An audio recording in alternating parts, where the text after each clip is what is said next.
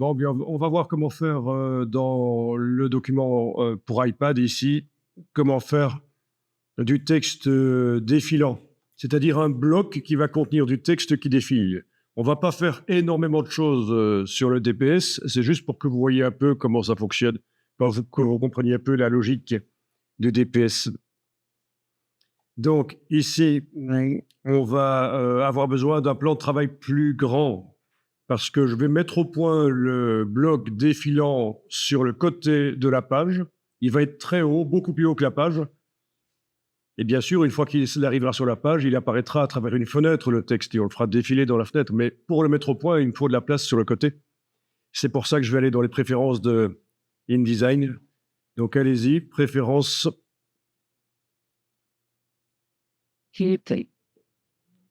Alors, je cherche où ça se trouve les réglages pour modifier le plan de travail, la taille du plan de travail, c'est toujours un peu difficile à retrouver. Surtout le matin. Et après, Dans Unité Incrément, tu as vu ça? c'est Je ne vois pas ça dans Unité Incrément, en fait.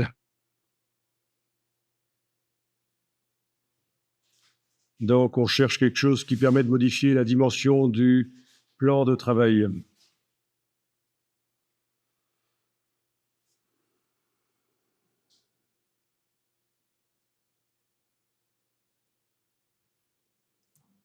Donc, c'est dans Repères et table de montage. Ben oui, parce que c'est en fait la table de montage. Alors, on voit qu'actuellement, les marges à gauche et à droite des pages prennent une largeur, ben la même largeur que les pages, en fait. 1024, il est marqué point, mais ce sont des pixels, en fait, c'est la même chose. Donc, ça veut dire que de chaque côté des pages dans le plan de travail, j'ai une grande marge d'une largeur équivalente à la largeur de la page 1024. Par contre, en haut et en bas de la page, c'est tout petit. C'est une distance de 72 points ici. Eh bien, je vais augmenter ça. Allons-y pour indiquer, par exemple, 1200. En marge verticale, OK. Résultat, vous voyez que vos pages sont entourées de beaucoup plus d'espace. Chose qui peut être intéressante dans d'autres contextes, quand vous avez besoin de vraiment beaucoup de place pour placer des images sur le côté des pages, le temps de les assembler et les amener dans les pages. oui. Bien, donc en ayant plus de place, je vais pouvoir mettre au point mon bloc texte. Avec l'outil texte, je trace un bloc. Voilà, sur le côté, bien haut. Et je vais le remplir avec du texte. Donc, avec le curseur texte qui clignote dans le bloc, je fais un clic droit, remplir avec le texte de substitution.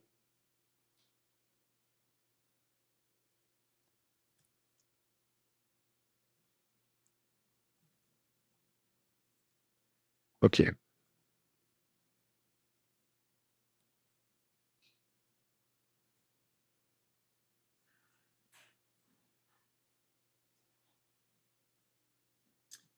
Il faut faire attention sur quel calque on travaille, parce que là, j'étais sur le calque de fond, je vais quand même le transférer dans le calque de texte. Alors, petite astuce pour verrouiller tous les autres calques, sauf le calque de texte, vous connaissez, c'est la même chose dans Photoshop et Illustrator.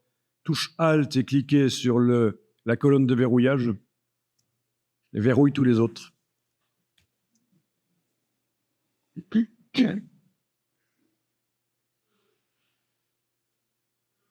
Alors, j'ai juste un petit problème, c'est que mon bloc texte ne veut pas se remplir.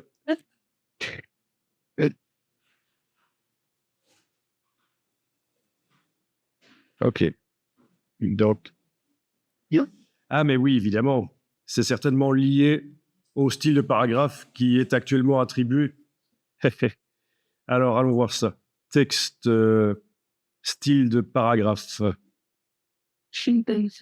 Ben oui, c'est un titre de premier niveau qui ne peut apparaître que sur une page de droite. Le texte actuellement prend le style titre de premier niveau. Donc, ce n'est pas bon. Donc, je vais indiquer que je fais passer ça en paragraphe standard. Et voilà, ça va fonctionner. Paragraphe standard. Bon, j'ai un autre problème, c'est que j'ai un style d'objet qui est appliqué. Menu fenêtre, style, style d'objet. Je vais réappliquer le bloc de texte standard avec la touche Alt en cliquant sur le nom du style. Voilà. Donc là, c'est bon. Eh oui, c'est vicieux. Il faut parfois quelques secondes, voire dizaines de secondes avant que je trouve la solution. Pourquoi est-ce qu'un texte ne veut pas se mettre dans un bloc? Ben, ça venait du style de paragraphe qui était pré-réglé pour ne se mettre que sur une page de droite. Et donc, forcément, il n'apparaîtra pas dans le bloc. Mais donc, voilà, là, ça fonctionne maintenant. J'arrive à remplir avec du texte de substitution, parce que juste pour l'exercice, ce sera suffisant, du texte de substitution.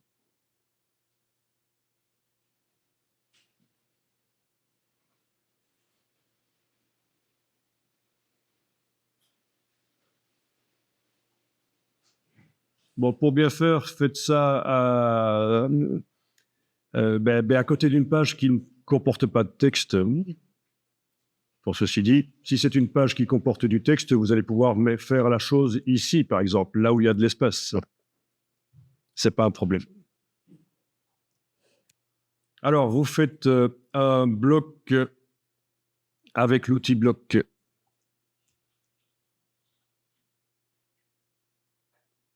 Voilà, un bloc. Vous pouvez lui mettre une couleur de contour si vous voulez. C'est même mieux. Une couleur de contour. Voilà.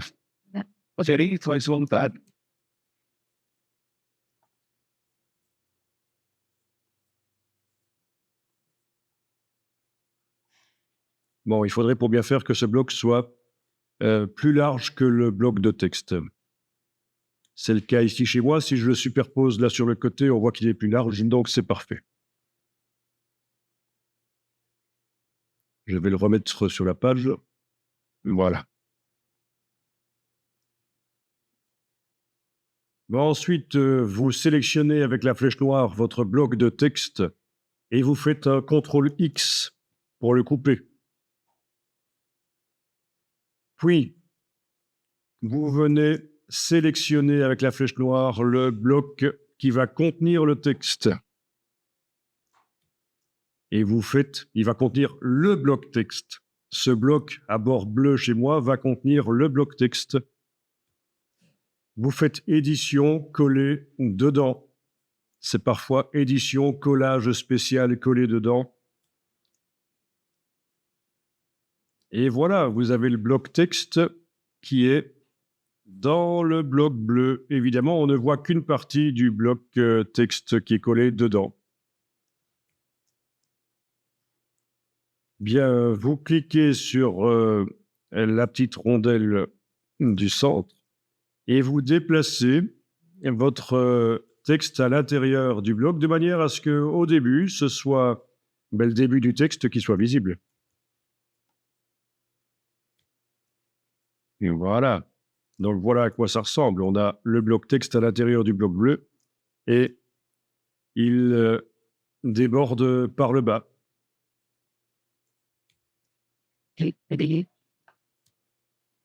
Bon, vous enregistrez ça, faudrait pas perdre ça. Et ça s'écrit.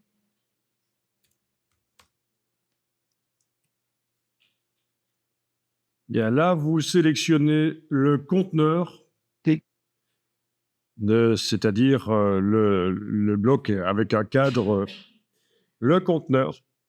Et là, vous allez découvrir l'utilité de la palette Overlays qui permet de faire par-dessus le design des pages du contenu interactif. Et un bloc défilant, c'est du contenu interactif. Donc, vous allez chercher dans le menu fenêtre quelque chose qui s'appelle Folio Overlays et Overlays. Et parmi toutes les options ici disponibles, vous avez possibilité de créer une séquence d'images, gérer de l'audio, de la vidéo, un panorama, du contenu web, faire un... c'est un espèce de panorama, mais vu à travers une fenêtre, un pan and zoom. Et ce qui nous intéresse, c'est le dernier, bloc défilant. Donc ça, c'est les outils pour faire, dans InDesign, d'une couche interactive. Quand on fait du DPS, on utilise en plus un logiciel d'animation HTML5 qui va permettre de faire de l'animation qui va venir par-dessus. Et c'est Adobe Edge. Bon, ça peut se programmer directement. Le HTML5 animé. Mais avec un logiciel comme Edge, c'est intuitif. Quelqu'un du monde artistique, mais quand même un peu débrouillard en technique, va s'en sortir. C'est accessible. C'est pas une baguette magique, ça ne tombe pas du ciel, ça demande de l'investissement, mais voilà. On peut aussi faire avec InDesign des magazines en n'utilisant pas la solution de Adobe, pas le DPS, et donc pas les serveurs DPS de Adobe, parce que les applications, elles ont recours à des serveurs pour délivrer la couche interactive. Et donc les alternatives, c'est Aquafadas,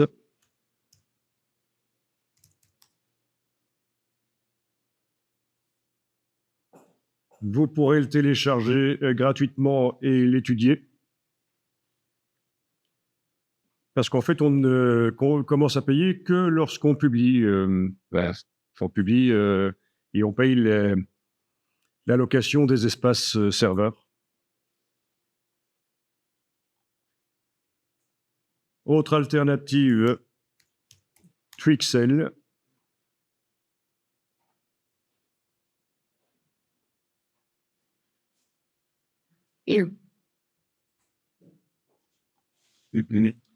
Et il y en a encore plein d'autres de solutions pour transformer de l'InDesign en publication numérique, en application pour iPad. Alors, c'est vaste, hein, c'est vaste parce que normalement, je devrais vous expliquer la différence entre les applications sur iPad et les livres numériques. Mais voilà, c'est un peu technique et vaste. Revenons donc ici à notre bloc qui est sélectionné et vous êtes dans le Folio Overlay. Eh bien, vous allez activer le défilement, dans ce cas-ci vertical. Sens de défilement vertical.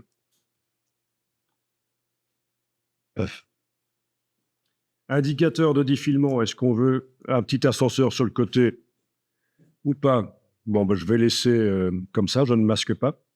Position initiale du contenu, ça c'est important. Je veux que le contenu, le texte apparaisse à la position à laquelle je l'ai mis là. Donc, c'est utiliser la position des documents. Et à partir de là, vous allez pouvoir tester. Vous enregistrez votre document et vous allez dans le Folio Builder qui va vous permettre de faire une simulation sur le Content Viewer ou sur la tablette si vous avez une tablette connectée sur un ordinateur Mac. Donc, l'article ici en question, il est dans le folio que j'avais appelé Animal Kingdom. Je vais rentrer dedans. Et voilà. Et au moment où j'avais mis le document InDesign dans le folio, je l'avais renommé Chap 1. Alors, normalement, il faudrait aller dans le menu du Folio Builder, demander de faire mettre à jour. Mais depuis que j'ai inséré l'article, le nom de l'article a changé. Donc, ça sert même à rien que je fasse une mise à jour, ça va foirer. Il faut que je réédite le lien. Donc, à la place de mettre à jour, vous choisissez rééditer le lien. Et dans la boîte qui s'ouvre, vous utilisez le petit icône de dossier pour aller pointer vers votre document InDesign enregistré sur le disque dur.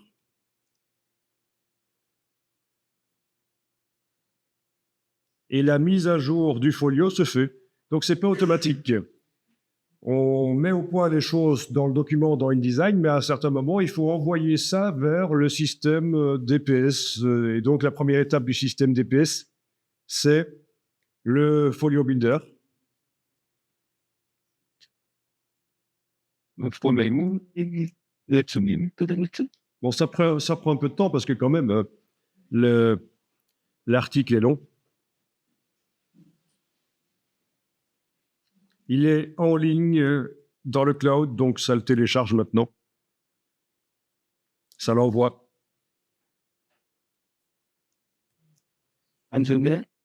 Bon, si vous avez un Internet vraiment lent chez vous et que c'est insupportable, il y a toujours possibilité de le créer en local et puis de l'envoyer dans le Folio Producer une fois que c'est fini, mais il vaut mieux le faire en ligne. Il vaut mieux qu'il ne soit pas en local sur l'ordinateur, il vaut mieux qu'il soit en ligne, le Folio.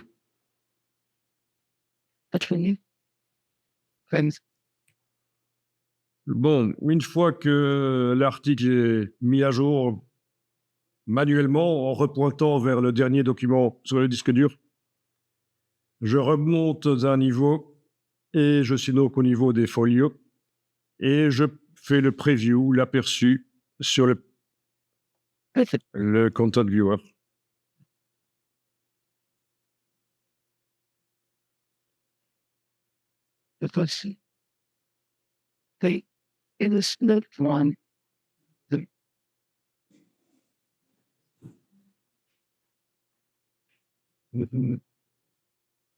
Alors, voyons ça, ça fonctionne. Quand vous y allez avec la souris sur le bloc, il défile. Donc, un bloc défilant.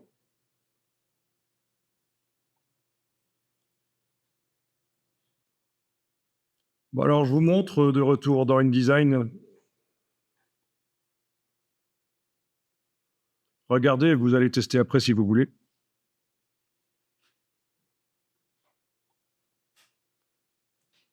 Alors, un rectangle dans lequel je vais mettre du texte.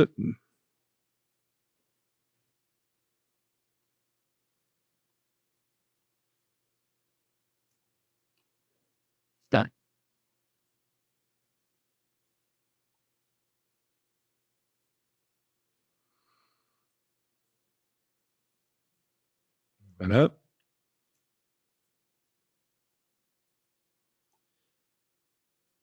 Une marge avec option de bloc de texte.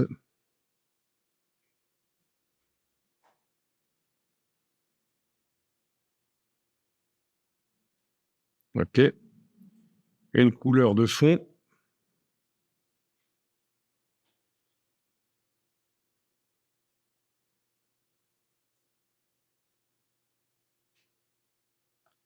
Bon, une couleur de fond.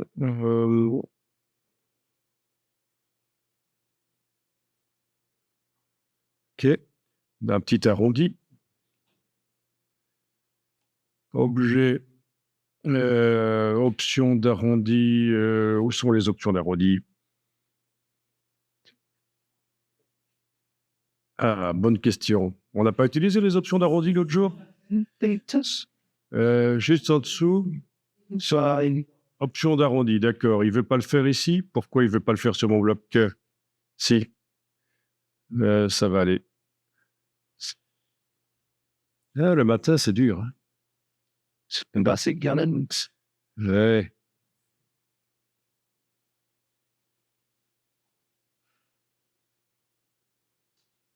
Voilà.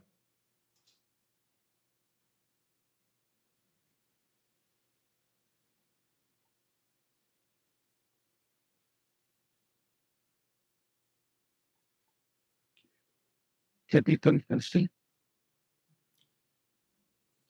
Donc là, je voulais que le texte aille sur la gauche de la bandelette ici. Enfin, c'est parce que c'est une bandelette que j'ai faite.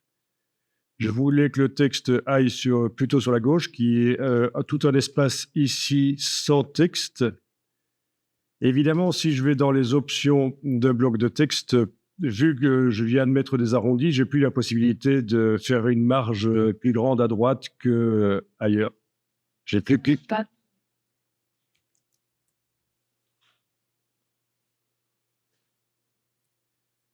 Donc, pour repousser le texte vers la gauche, ben, je vais utiliser la palette paragraphe. Texte paragraphe. Je clique avec l'outil texte quelque part dans le bloc.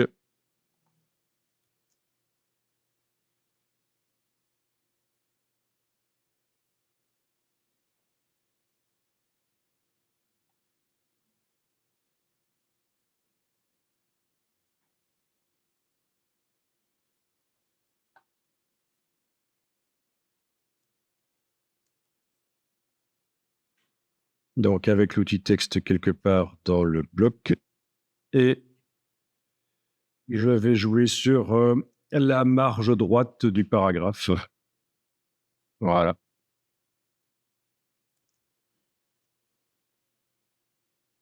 D'accord?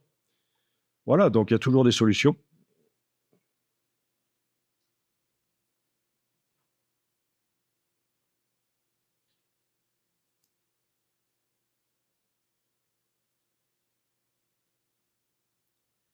Et donc, qu'est-ce que je vais faire avec ça? Eh bien, je vais mettre ça dans un bloc. Je vais le coller dans un bloc, mais un bloc invisible, un bloc qui n'aura pas de couleur de fond et pas de couleur de contour. Donc voilà, je crée le bloc plus grand que la languette. C'est important. Même beaucoup plus grand, parce qu'il va devoir... vous allez comprendre pourquoi. Voilà, le bloc beaucoup plus grand que la languette.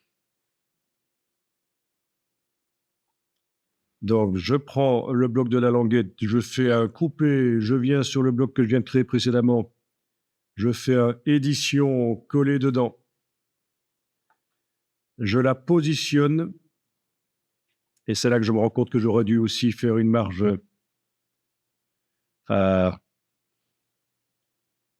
voilà, comme ça, à gauche.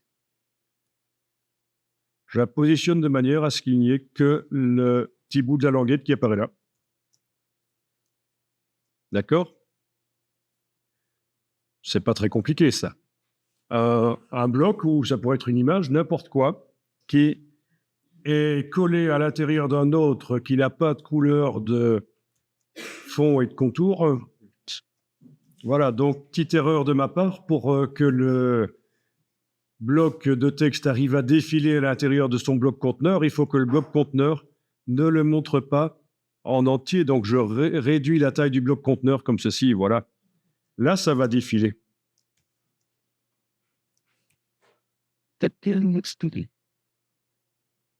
Donc, au niveau du bloc conteneur, dans le folio overlay,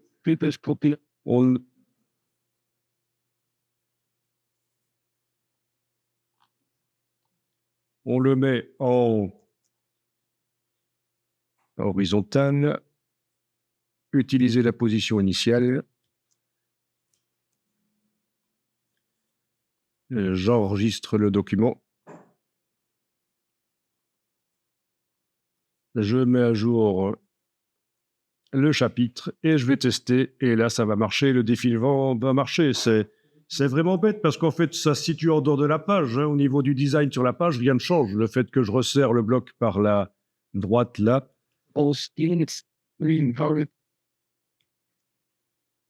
Oui, par la gauche, il faut qu'il y ait la place pour montrer tout le bloc texte, bien sûr.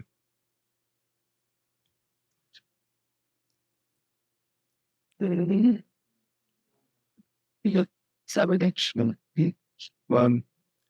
Alors ici, je vais lancer le logiciel Edge Animate et je terminerai par là pour le DPS en vous montrant que on peut mettre de l'animation faite en HTML5 avec un logiciel externe.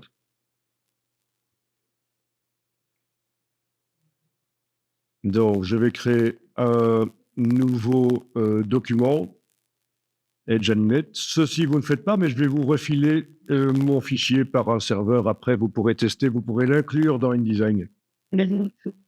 OK, donc largeur du document 600 sur 400 par exemple.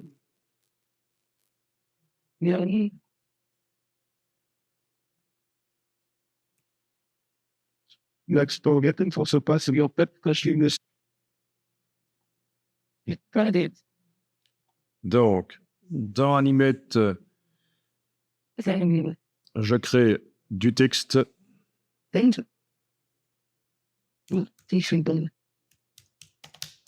Voilà, plusieurs lignes.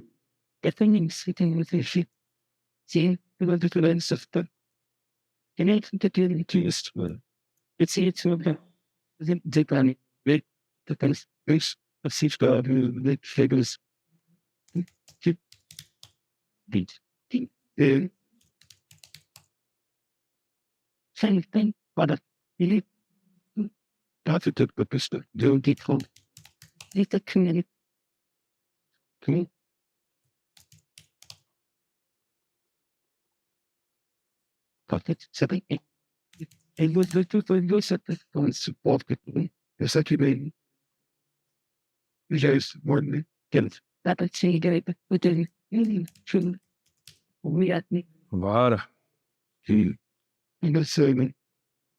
Ce texte, je vais le mettre en dehors de la zone visible et je vais l'animer.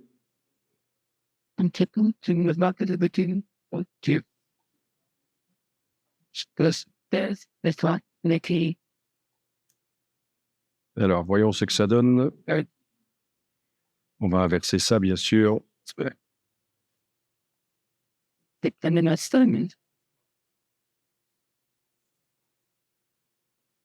C'est pas une design, ce logiciel.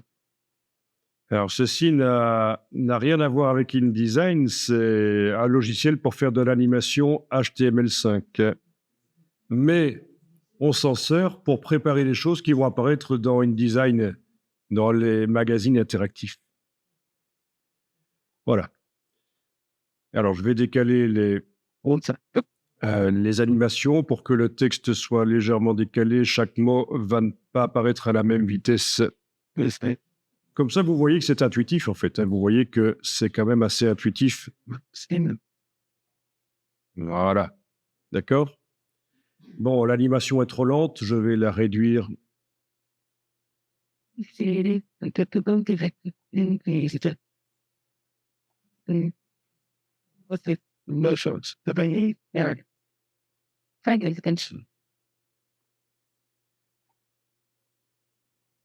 C'est parfois un peu récalcitrant, mais finalement, ça marche. Voilà, c'est plus rapide. D'accord? En plus de ça, je vais donner un effet élastique sur le texte. Ça, c'est des courbes d'animation. Voilà ce que ça donne. Ah, ça commence à ressembler à quelque chose que vous connaissez. Vous voyez souvent ce genre d'animation avec de la dynamique dans le texte.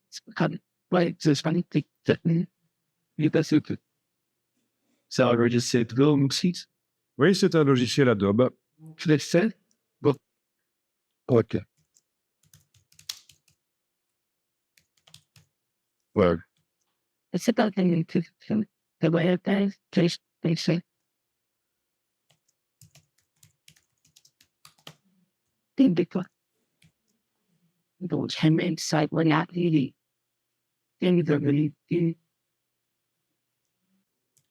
Donc voilà, dans Edge Animate, j'ai créé l'animation.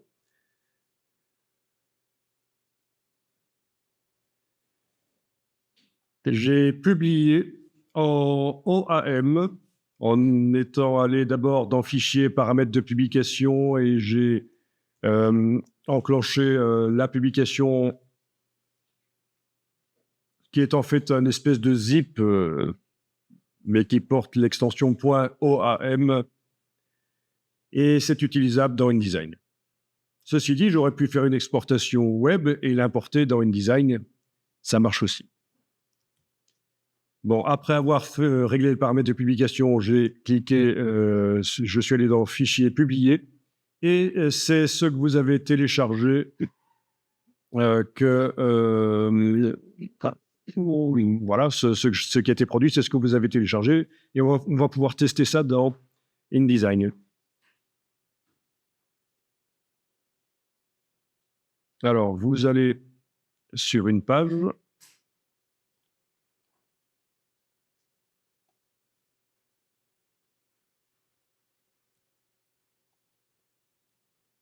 Vous faites fichier importer. Vous avez bien dézippé ce que je vous ai envoyé parce qu'il y a toujours le piège dans Windows, c'est que quand vous double-cliquez sur le zip, vous entrez dedans, vous avez l'impression que c'est dézippé, mais en fait non, c'est juste pour explorer un peu le contenu du zip, le double-clic sur le zip. Il faut vraiment l'extraire en faisant clic droit, extraire. Alors là, dans InDesign, je fais donc fichier importer et je vais ouvrir, qu'est-ce que je trouve Publish, dossier Publish, dans lequel il y a le fameux OAM dont je vous parlais, qui est donc l'animation utilisable dans InDesign. Et c'est ça que je cherche, que je charge dans InDesign.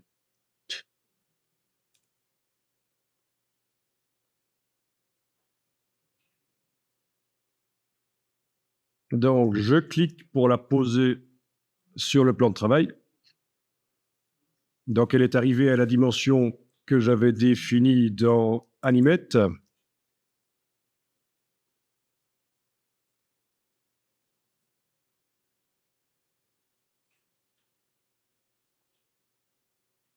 Là, pour la scène faisait 600 sur 400. OK.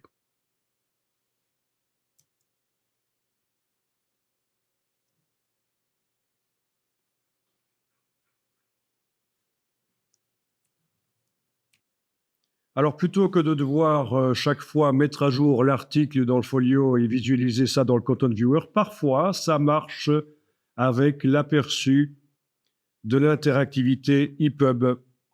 Vous allez dans le menu Fenêtre, Objet interactif, aperçu de l'interactivité EPUB.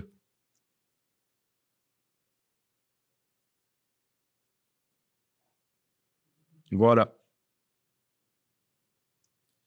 Et là, vous voyez l'animation. On peut rejouer.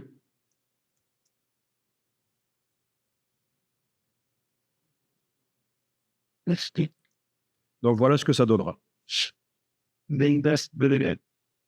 Ah, vous avez aperçu SWF et là, ça fonctionne, vous arrivez à voir. Ah, vous n'avez pas aperçu de l'interactivité EPUB. Eh bien, c'est bien dommage. Bon, j'ai deux problèmes là. Problème, l'animation se déclenche trop vite. Et deuxième problème, il y a un fond blanc dans l'animation. Donc, je vais régler le problème. Je vous rappelle que le but ici est que vous voyez comment les choses fonctionnent. Comme ça, vous avez un petit aperçu de la manière dont les choses fonctionnent. OK, donc pour le fond ici de la scène, je vais le mettre en transparent, voilà. Je suis allé régler le fond, la scène, et on voit le damier qui apparaît à la place du blanc. C'est donc bien de la transparence. C'est déjà un premier problème réglé. Deuxième problème, c'est que l'animation déclenche trop vite. Eh bien, je vais prendre tout ça, si ça veut bien.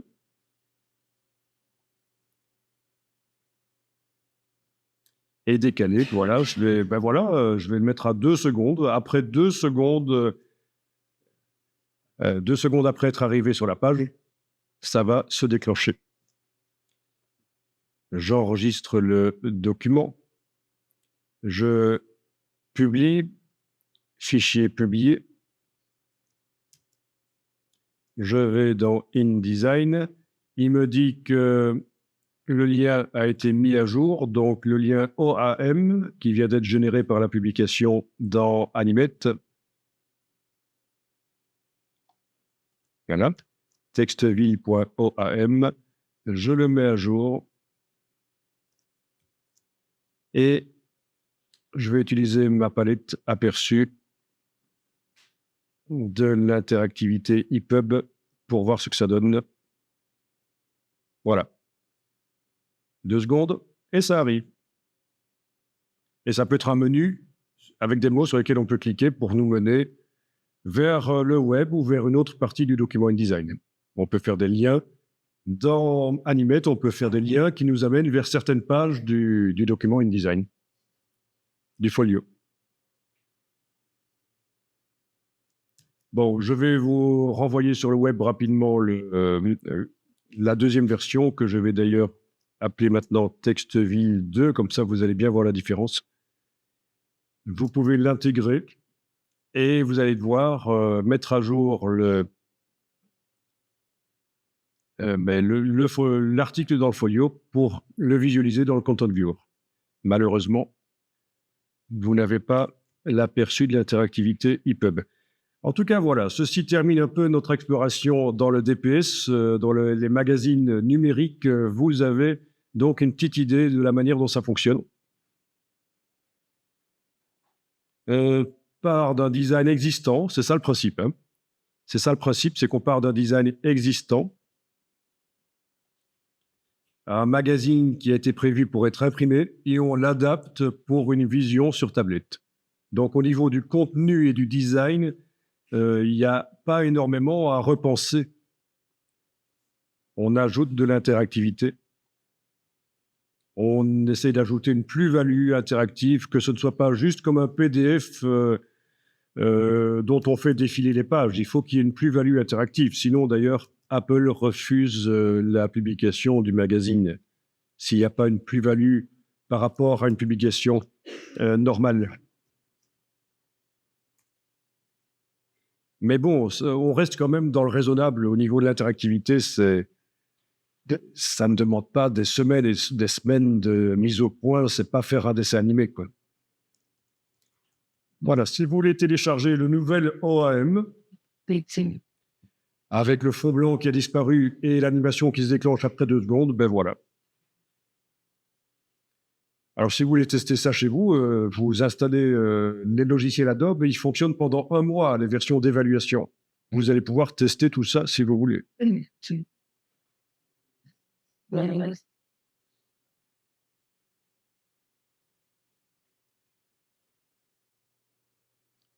Bon, alors, si vous voulez qu'ils rejouent à chaque fois que vous revenez sur la page, il faut se mettre en lecture auto et indiquer 0,125 secondes ici. Voilà, et ça, normalement, ça va rejouer à chaque fois qu'on revient sur la page.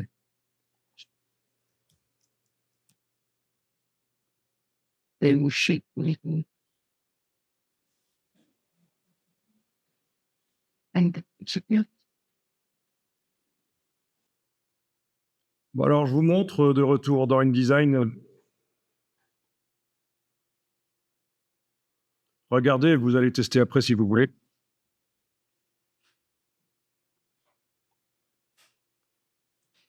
Alors, un rectangle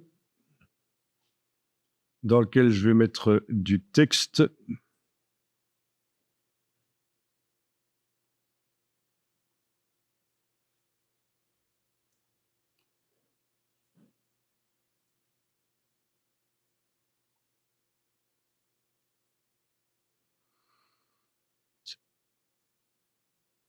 Et voilà.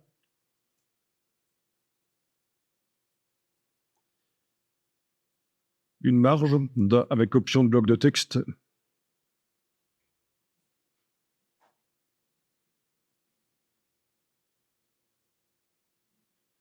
OK. Une couleur de fond.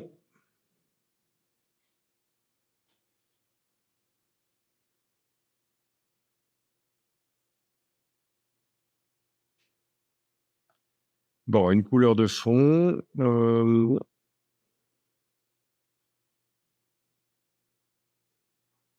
OK. Un petit arrondi. Objet, options d'arrondi. Où sont les options d'arrondi?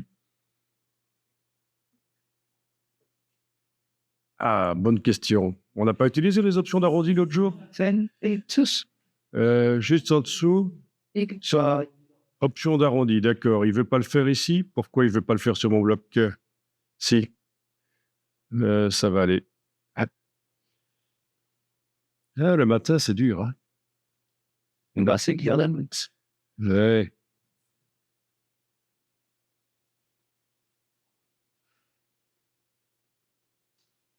Voilà.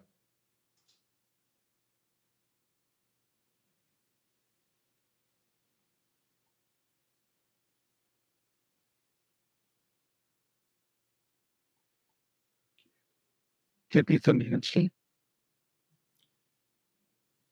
Donc là, je voulais que le texte aille sur la gauche de la bandelette ici. Enfin, c'est parce que c'est une bandelette que j'ai faite.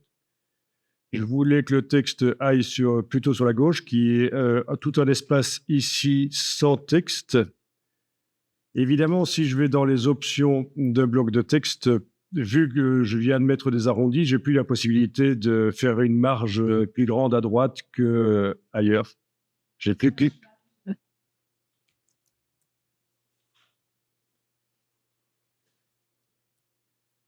Donc, pour repousser le texte vers la gauche,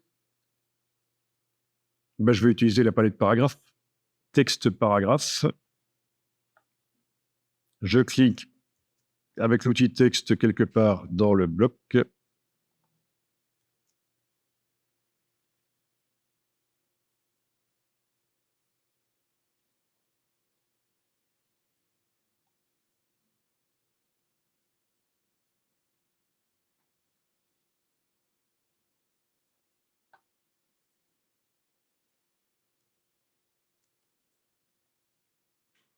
Donc, avec l'outil texte quelque part dans le bloc. Et je vais jouer sur la marge droite du paragraphe. Voilà.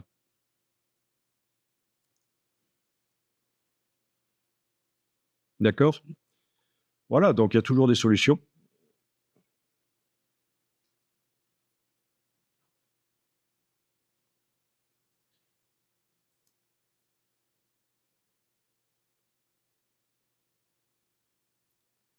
Et donc, qu'est-ce que je vais faire avec ça? Eh bien, je vais mettre ça dans un bloc. Je vais le coller dans un bloc, mais un bloc invisible, un bloc qui n'aura pas de couleur de fond et pas de couleur de contour. Donc voilà, je crée le bloc plus grand que la languette. C'est important, même beaucoup plus grand, parce qu'il va devoir, vous allez comprendre pourquoi. Voilà, le bloc beaucoup plus grand que la languette. Donc, je prends le bloc de la languette, je fais un coupé, je viens sur le bloc que je viens de créer précédemment, je fais un édition, coller dedans. Je la positionne, et c'est là que je me rends compte que j'aurais dû aussi faire une marge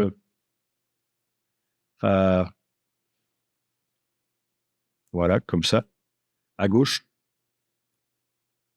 Je la positionne de manière à ce qu'il n'y ait que le petit bout de la languette qui apparaît là. D'accord? C'est pas très compliqué, ça. Un bloc ou ça pourrait être une image, n'importe quoi, qui est collé à l'intérieur d'un autre qui n'a pas de couleur de fond et de contour. Voilà, donc petite erreur de ma part pour que le bloc de texte arrive à défiler à l'intérieur de son bloc conteneur, il faut que le bloc conteneur ne le montre pas en entier. Donc, je réduis la taille du bloc conteneur comme ceci, voilà. Là, ça va défiler.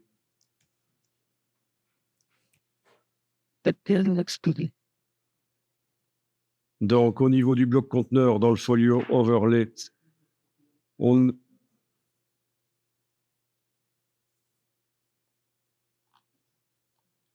le met en horizontale, utiliser la position initiale, j'enregistre le document, je mets à jour le chapitre et je vais tester, et là ça va marcher, le défilement va marcher. C'est vraiment bête parce qu'en fait ça se situe en dehors de la page, hein. Au niveau du design sur la page, rien ne change. Le fait que je resserre le bloc par la droite là,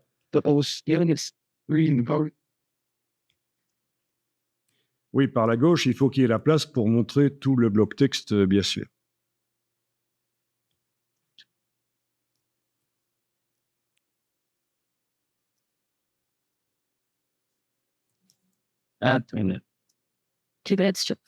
Donc, je remonte au niveau du folio, je teste.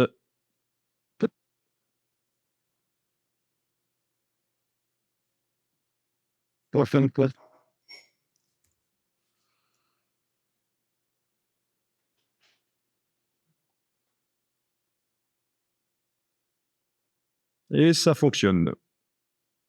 Bon, il y a juste le curseur qui est foireux, et je devrais masquer le curseur dans ce cas-ci, par rapport... Oui, et puis il y a un autre truc qui est foireux, c'est que quand je l'amène jusqu'au bout, les arrondis disparaissent. Bon, ben, on va régler les deux problèmes.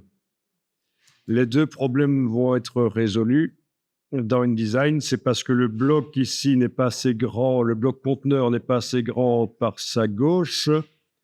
Ben, je peux le faire grand, voilà, comme ça.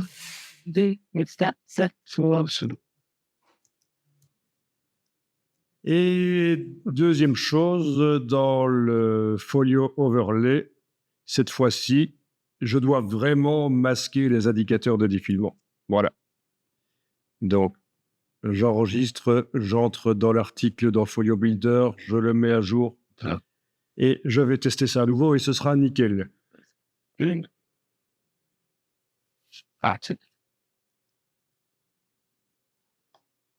Donc, je remonte au niveau du folio, je fais l'aperçu.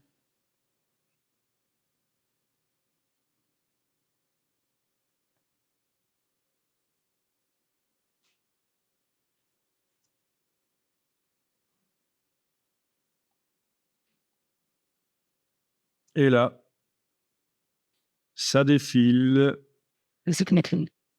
Et les coins arrondis restent arrondis parce que le bloc conteneur est beaucoup plus loin, le côté gauche du bloc conteneur est plus loin. Bon. Et alors, la question qu'on pose souvent, c'est est-ce qu'il n'est pas possible que ça s'ouvre tout seul quand on clique? Mais ça, vous devrez le faire dans Animate, où je vais programmer le fait que quand on clique sur l'élément, ça déclenche une animation qui le fait venir vers la gauche tout seul. Et quand on reclique dessus, il peut retourner vers la droite tout seul aussi, mais dans InDesign, non, il n'y a pas ça. Parce qu'en fait, la palette animation de InDesign, elle ne fonctionne que pour les livres électroniques. Donc, vous avez une palette animation, fenêtre, objet interactif, animation. Ça ne va malheureusement fonctionner que pour les livres électroniques, pas pour les PDF et pas pour le DPS. Raison pour laquelle le DPS, en fait, on le fait en HTML5 à l'extérieur.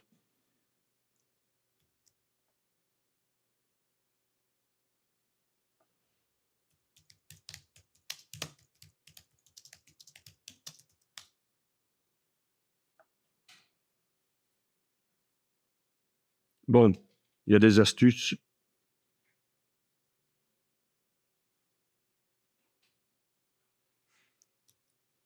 Voilà. Donc, ils le disent ici, à plein d'endroits, ils le disent d'ailleurs.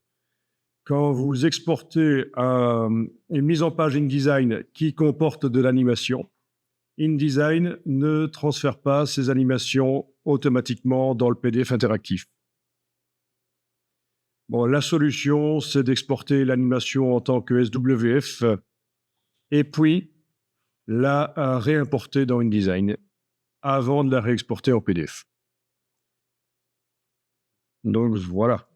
Il y a une astuce pour y arriver, mais ce n'est pas intuitif. D'origine, dans InDesign, si vous faites des animations avec la palette animation, vous n'allez pas pouvoir l'intégrer directement dans le PDF, exporter le PDF interactif et que les animations fonctionnent. Il faudra donc exporter l'animation en SWF et la réimporter dans InDesign. Alors, au niveau des animations, ce sont des animations à la manière de ce que j'ai fait un peu dans Edge Animate tout à l'heure. C'est donc des entrées rapides par la droite, etc., des déplacements. Ce sont donc des animations, mais pas Reine des Neiges. Hein. C'est des animations pour animer une page, pour que les objets bougent un peu, pour que ce soit sympa, quoi. On peut avoir des icônes qui sautillent ou des choses comme ça, mais voilà.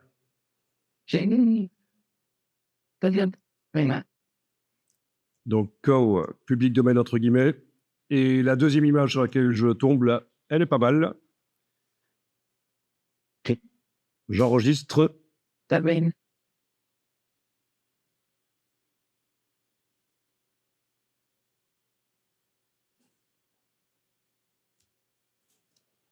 Donc, vous dupliquez le calque.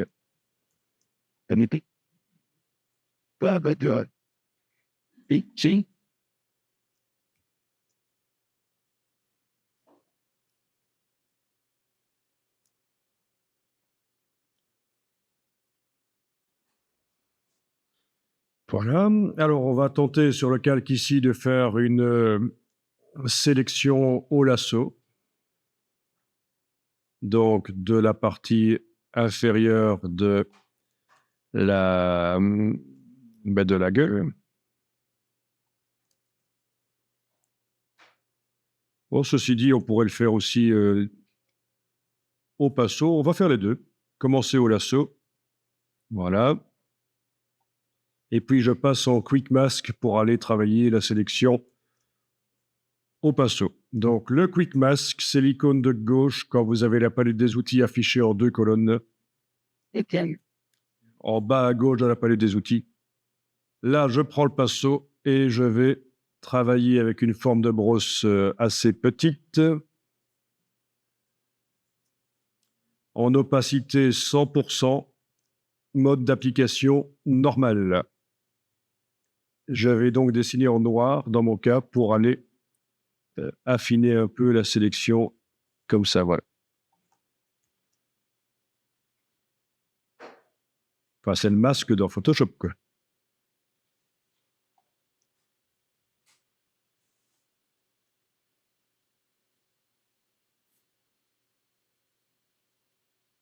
Et je quitte le Quick Mask. Voilà. Alors, le calque d'arrière-plan, on va dire que c'est mon backup. Normalement, il ne va pas me servir.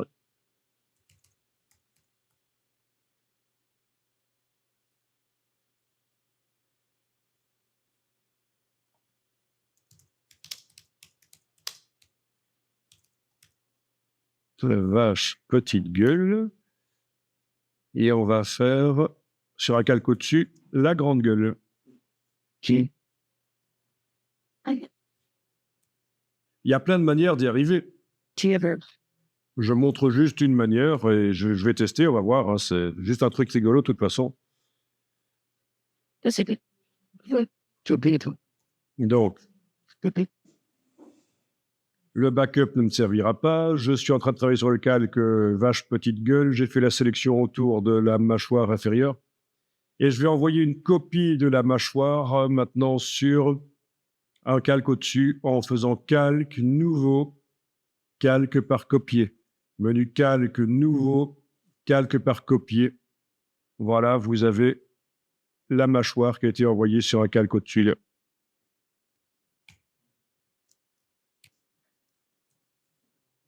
Et alors, je vais faire une transformation torsion là-dessus, sur la mâchoire. Je ne sais pas ce que ça va donner, on va voir. Édition, transformation manuelle. Voyons un peu. Voilà. Puis bon, on va peut-être faire une transformation avec grille, quand même. Voilà, ce sera peut-être un peu mieux. Oui. C'est-à-dire, quand vous êtes dans transformation manuelle, vous enclenchez l'option là au-dessus. Et vous avez une grille qui apparaît qui va vous permettre de transformer un peu plus subtilement.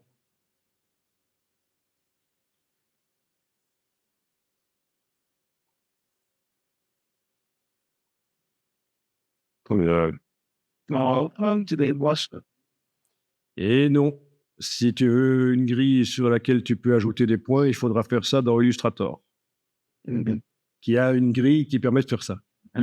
Une grille des formations d'images pixels dans Illustrator. Voilà, je valide la transformation.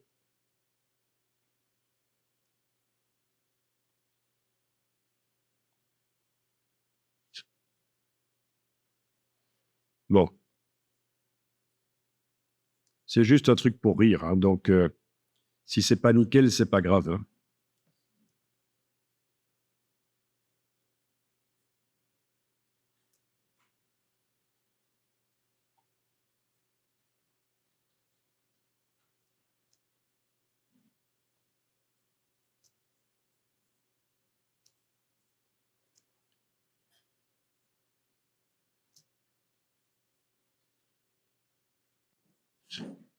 Bon, ben vous enregistrez le fichier au format Photoshop.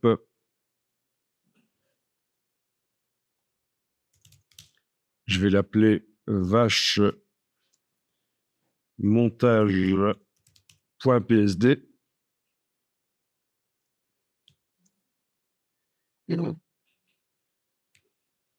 Et puis, je vais enregistrer à nouveau en appelant ça cette fois vache ouvert. Ouvert. Ben oui, la gueule ouverte. Puis, j'enlève l'œil en face du calque de la mâchoire. Et j'appelle ça, je l'enregistre sous le nom, cette fois-ci, vache fermée.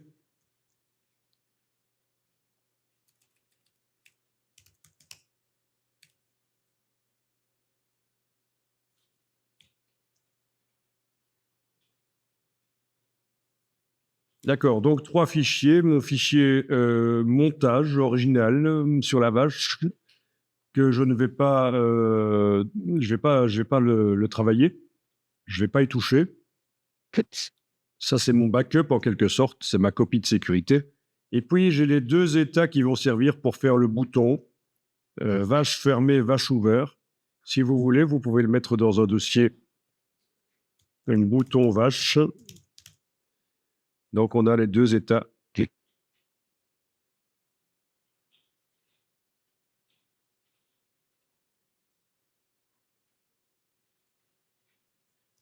Et on va dans InDesign et on va charger d'abord le bouton vache fermée.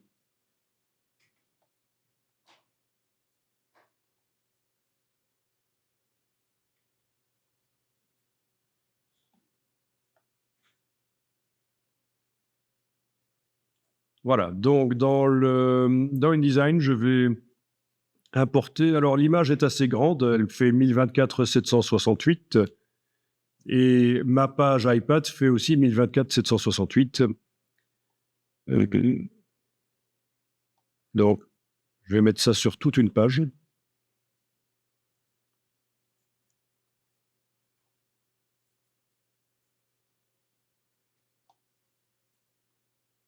Fichier importé.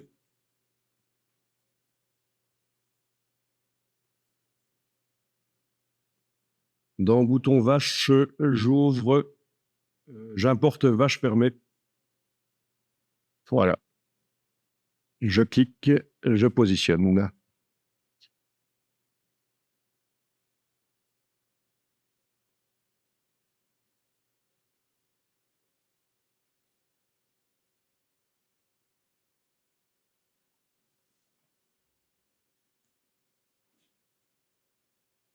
Ah, sur quel calque est-elle arrivée? C'est toujours la question.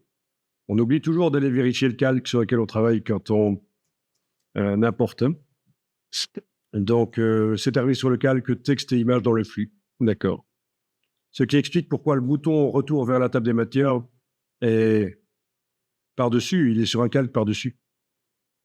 Donc ça, c'est parfait.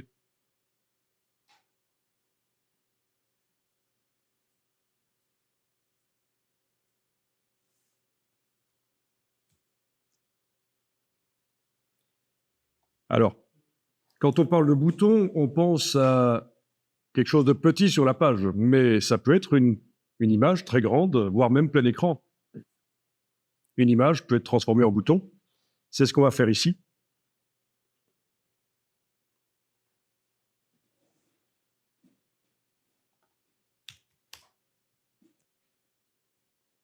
Mais votre image est sélectionnée. Vous allez dans Menu Fenêtre, Objet interactif, Bouton, et vous la transformez en bouton.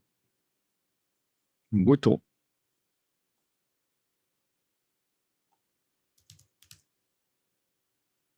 Bien mieux.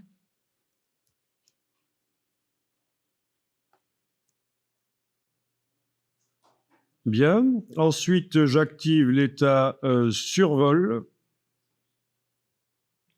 Donc voilà, vous avez votre bouton avec les deux états. C'est l'état survol qui est actuellement activé. Alors, dans la palette des calques, vous allez ouvrir le calque.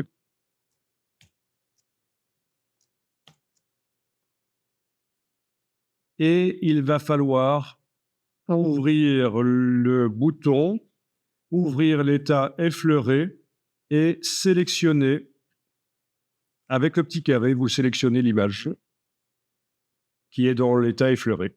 Donc, c'est l'état survol, en fait. Hein. D'accord? Donc, en ayant le bouton sélectionné, en ayant plus particulièrement l'état survol du bouton sélectionné dans la palette boutons, vous ouvrez la palette des calques et vous allez jusqu'au contenu de l'état survol, c'est-à-dire la vache fermée.psd, et vous sélectionnez cette image-là avec le petit carré sur le côté. Ensuite, quand vous faites fichier importer, ça devrait remplacer cette image-là. Vous allez la remplacer par vache ouvert. Bang, bang. Voilà, ça fonctionne. On a maintenant vache ouvert à la place de vache fermée.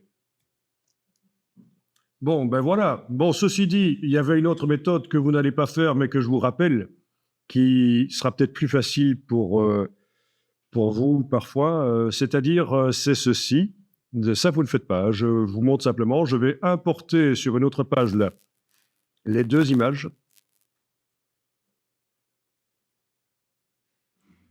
Voilà. Et les deux images ont été importées. Je les sélectionne toutes les deux. Je vais parfaitement les centrer en allant dans Objet, mise en page, alignement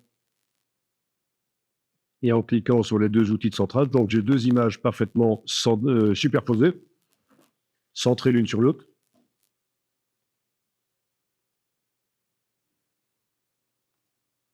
On a bien deux images.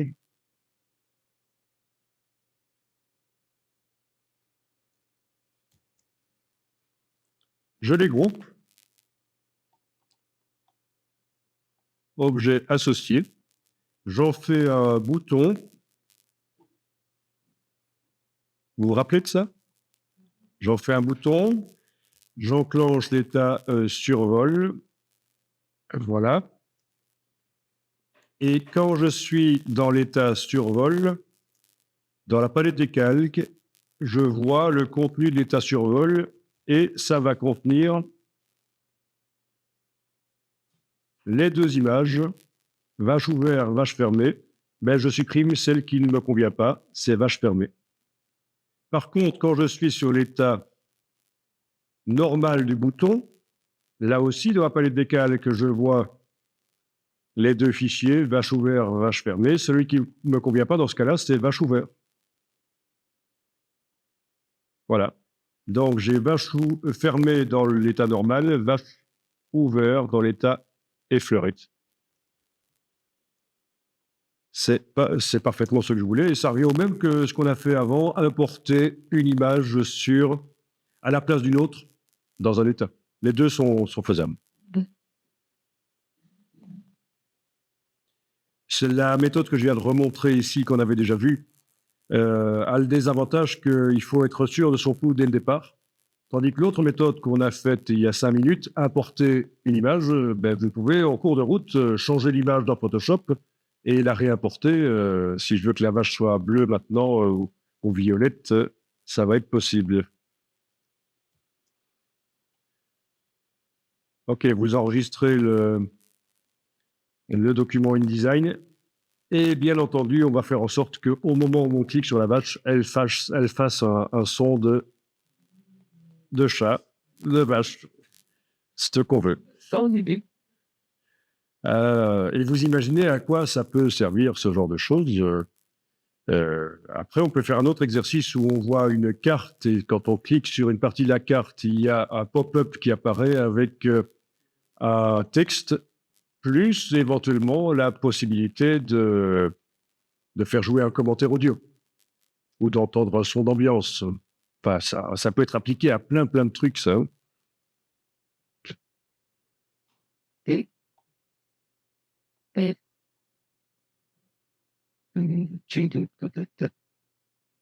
OK, donc de retour sur ma vache. c'est ça. Il faut que j'aille chercher un son. Alors, le MP3, c'est ce qui marche bien dans InDesign. Donc, vous avez des banques d'images qui proposent des choses gratuites.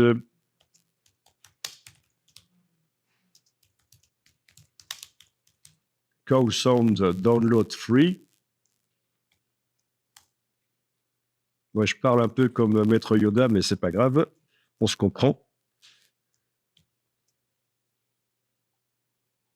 Et alors, voilà, soundbible.com, voyons un peu.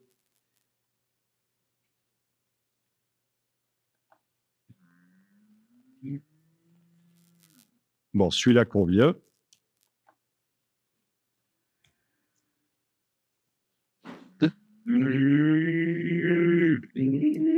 Donc, j'ai cliqué sur lui et je vois qu'il est disponible en 3 versions, Wave, MP3 et une version zippée. Bon, essayons la version zippée, ça va sans doute contenir tout.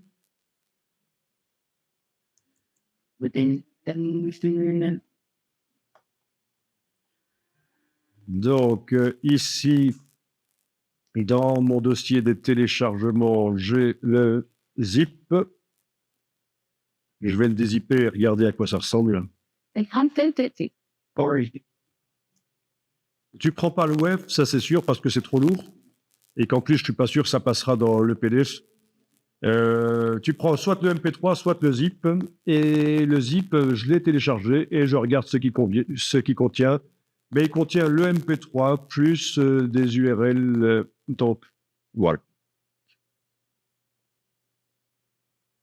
Je vais sortir le MP3. Finalement, les URL, j'en ai pas vraiment besoin. C'est de la pub, en fait, tout ça. D'une manière ou d'une autre, vous avez le MP3 là qui est disponible. Alors, c'est la vache que j'ai prise est brune à taches blanches. Mais moi aussi, je parle du son. Parce que ça s'entend. Non, tu prends n'importe quelle vache, c'est bon.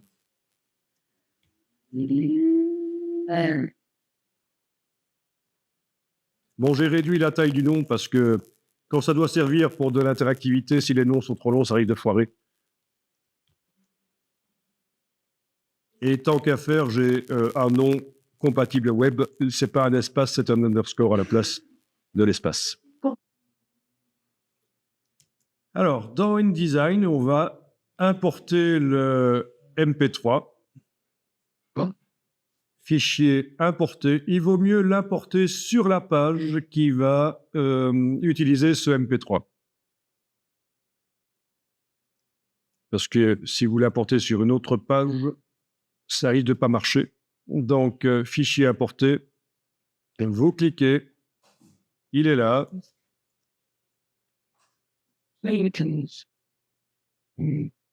Voilà, et vous pouvez le mettre où vous voulez, parce que de toute façon, c'est un cadre qui sera invisible. Dans la palette lien, vous avez le lien vers le MP3.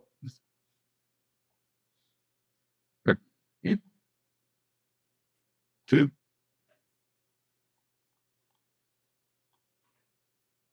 Ou pas. Il faut pas lui donner la taille de la photo. Non, il faut absolument pas lui donner la taille de la photo.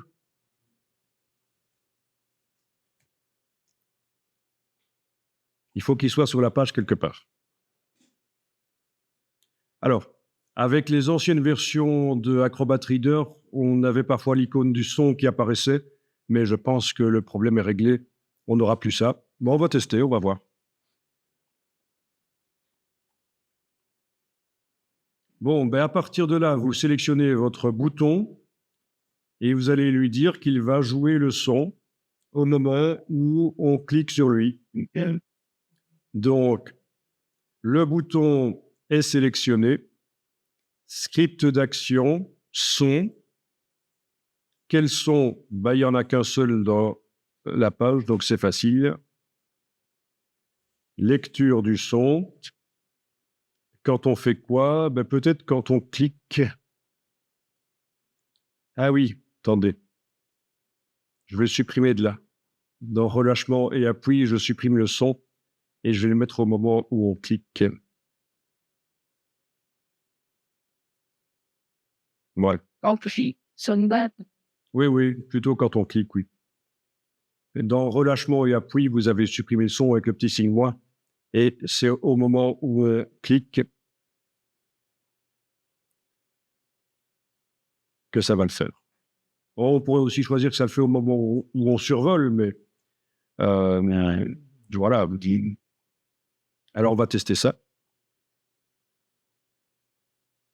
Je vais exporter en PDF cette page-là, qui est la page 12 de chez moi.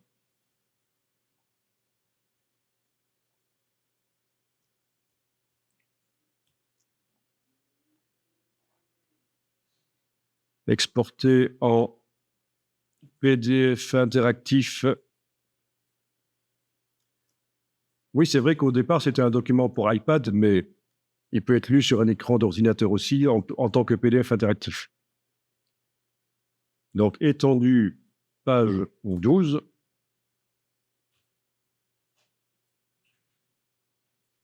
Et le spoon.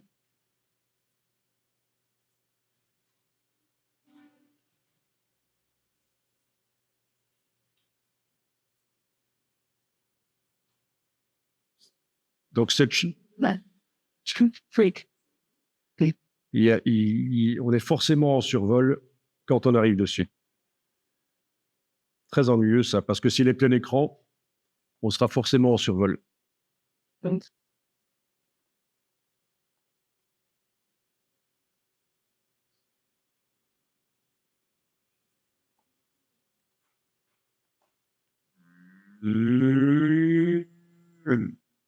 Ouais, ok.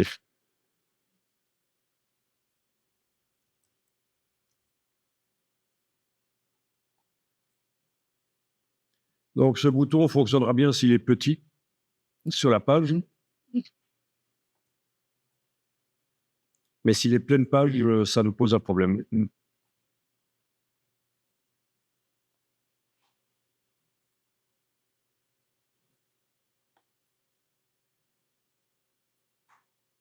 Tout ça est très logique, en fait.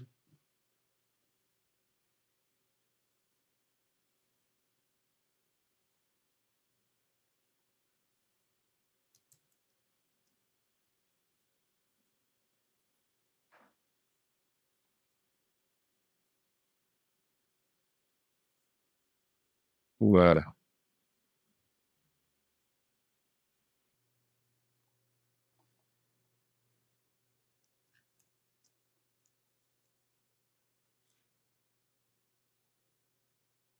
Bon, finalement, je fais la vache petite sur ma page parce que je vais mettre plusieurs animaux par la suite. On va peut-être pas le faire ici, ça prendrait trop de temps, mais imaginons, je vais mettre plusieurs animaux.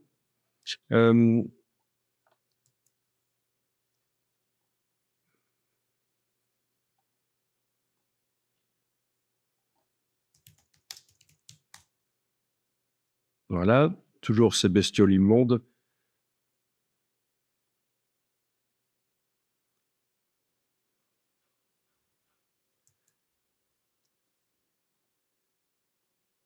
C'est pour rire et que je dis que c'est des bestioles immondes.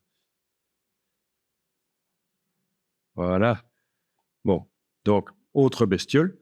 Et alors, chaque fois que je clique sur une image ou que je la survole, il y a du texte qui apparaît sur le côté, un texte différent. Donc, je vous montre comment je ferai ça. Je mets ici, dans un bloc texte, je mets du texte.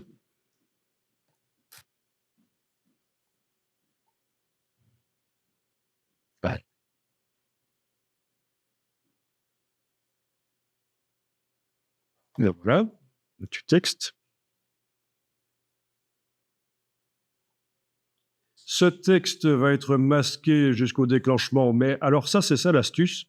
Regardez, parce que c'est quand même une nouveauté. Pour que vous puissiez faire apparaître ou disparaître du texte en cliquant sur un bouton, notamment le bouton de la vache ici, il faut que le texte puisse être atteint en tant qu'élément interactif, et pour ça, il faut le transformer en bouton. Donc, menu fenêtre, objet interactif, bouton. Je transforme le texte en bouton et je lui donne le nom texte vache. Vache, on l'a dit. Voilà, texte vache.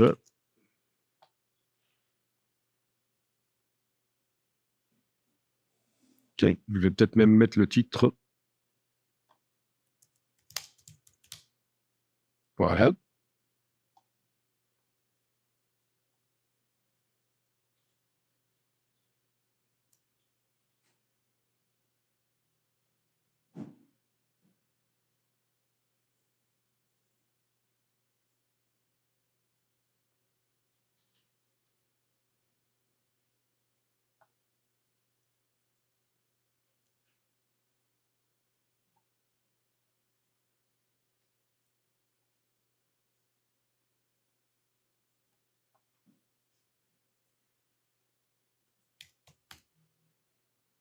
Et donc, le bouton ici, texte vache, va être masqué jusqu'au déclenchement. Donc, dans la palette boutons et formulaires, j'ai l'option masquer jusqu'au déclenchement. Ben oui, c'est mieux quand même si le texte n'apparaît pas tout de suite.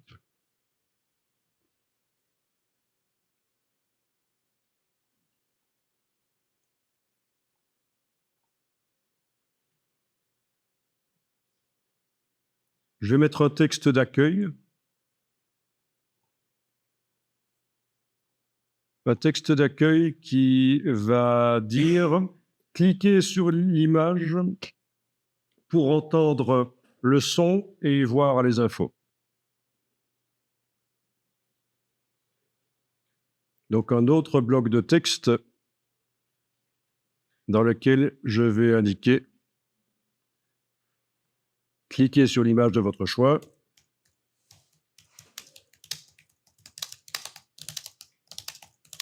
Pour entendre le son de l'animal et avoir des infos sur son mode de vie. Voilà.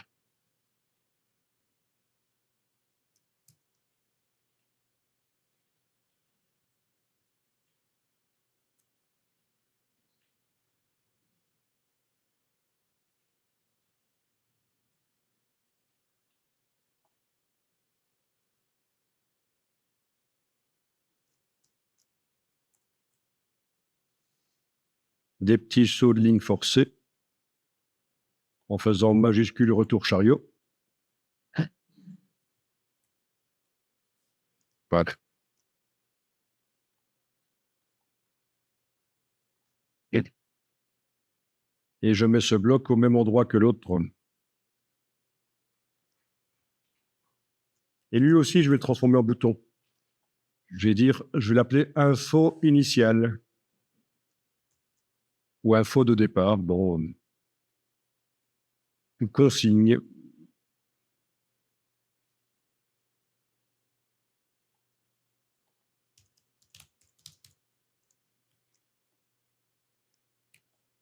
Vous avez le texte transformé en bouton. Je l'ai appelé texte vache.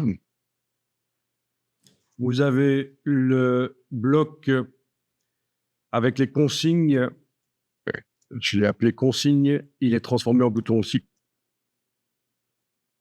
Et lui, je n'enclenche pas pour lui masquer jusqu'au déclenchement parce que quand j'arrive sur la page, il doit être là. Ce texte, cliquez sur l'image de votre choix pour entendre le son de l'animal, blablabla.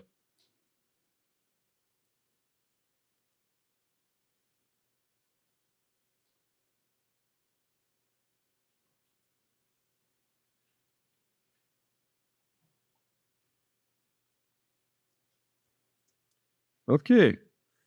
Vous allez dupliquer le bouton du texte sur la vache. Vous allez le renommer texte lémur.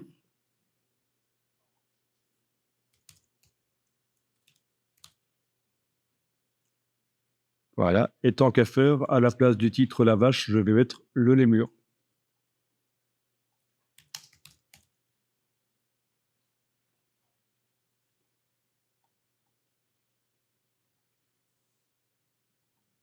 Lui aussi va être masqué jusqu'au déclenchement. Mais forcément, c'est déjà enclenché, c'est déjà choisi cette option-là, puisque c'est une copie du bouton sur la vache.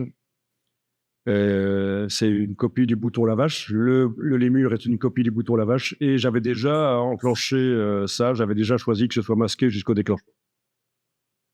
Ça vous paraît clair, ça?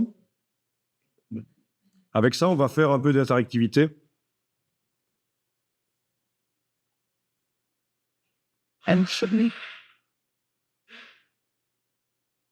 Et pour vendre des produits, ça peut vous servir, hein. C'est vraiment comme une petite page web où vous avez la possibilité d'afficher des infos de manière partielle. Il ne faut jamais mettre trop d'infos en même temps sur tout ce qui est affichage sur écran.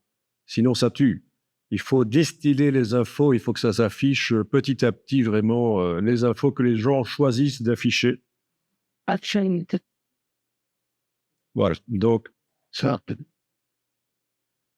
Texte lémur, texte vache,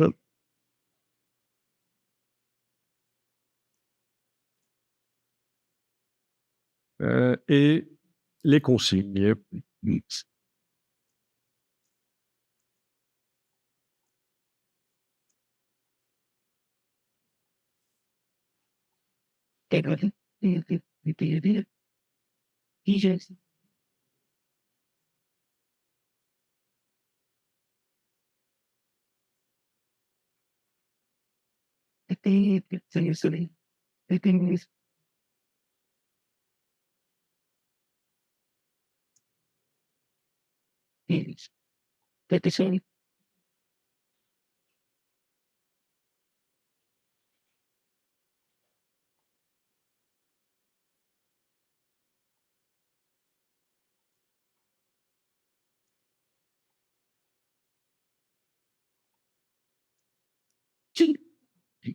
Alors, je sélectionne, je travaille sur le bouton de la vache et dans la palette bouton,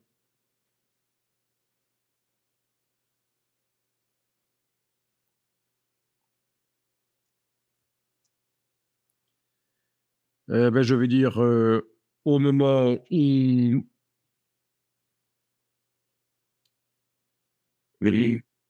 je clique ou je survole? Bon, le son, c'est quand je clique, ça c'est sûr.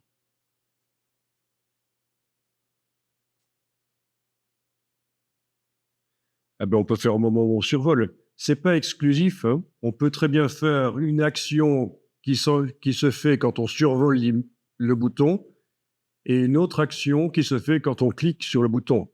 Le même bouton peut avoir les deux choses. C'est l'occasion de le voir. Donc, en mode survol, voilà ce que ça va faire. Ça va gérer l'affichage et le masquage de boutons. Et parmi tous les boutons qui existent, qu'est-ce que ça va faire? Eh bien, ça va afficher texte vache. Donc, vous avez ici l'œil qui doit être ouvert en face de texte vache. Donc, au moment où je vais survoler le bouton de la vache, ça va afficher le texte qui s'appelle texte vache.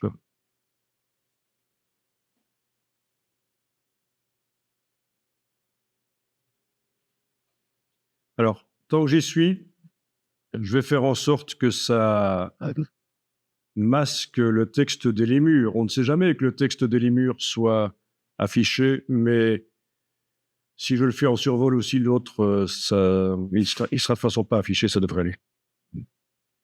Voilà, donc je désenclenche de toute façon par sécurité, je dis que texte lémur disparaît, et également les consignes, bien sûr. Les consignes ne doivent plus être affichées au moment où le texte vache est affiché, sinon on ne saura pas lire, ce sera au même endroit.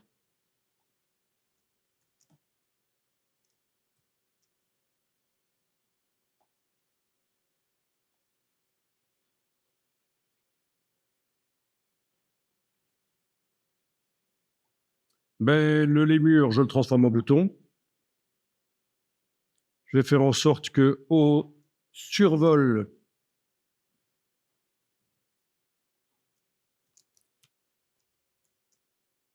il va faire un script d'action affiché, masqué des boutons. Qu'est-ce qu'il va faire? Il va masquer le texte de la vache, le lémur, l'image du lémur. Quand on va survoler, événement survol,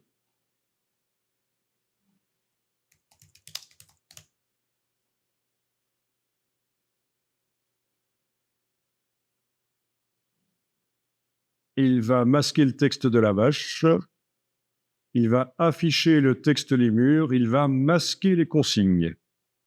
Elles étaient peut-être déjà masquées, mais on ne sait pas par quelle image les utilisateurs vont commencer. Est-ce qu'ils vont commencer par la vache ou le lémur? Donc il faut que dans les deux boutons, vache et lémur, il soit prévu que les consignes disparaissent quand on survole le bouton.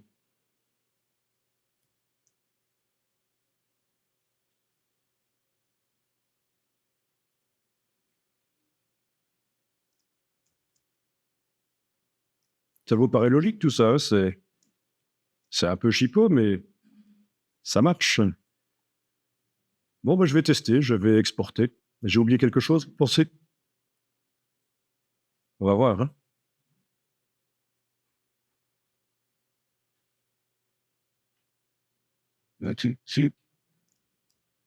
Ok, cliquez sur l'image de votre choix pour entendre le son d'un animal.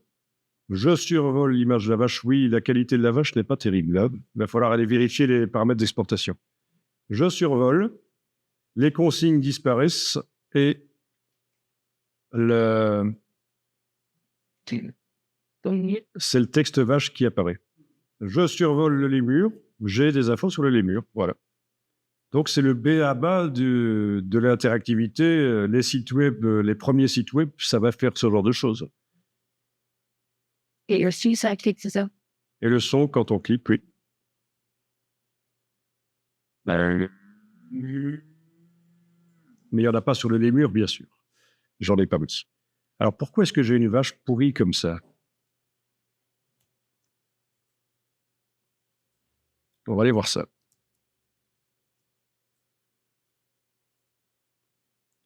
Ben oui, c'est au moment de l'exportation. Oui. Ouais, alors j'ai un autre problème, c'est que sur un des textes, oui, il y a toujours un effet de lueur externe. Ça vient du style d'objet. Donc j'ai double-cliqué sur le bouton la vache, sur le bouton le texte la vache, et je vais réappliquer avec Alt.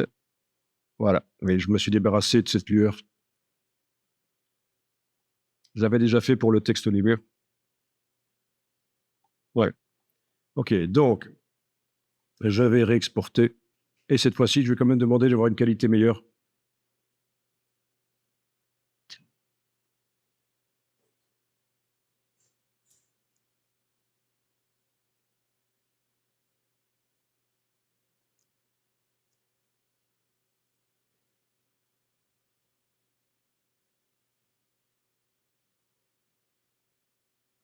Oui, la qualité s'est un peu améliorée.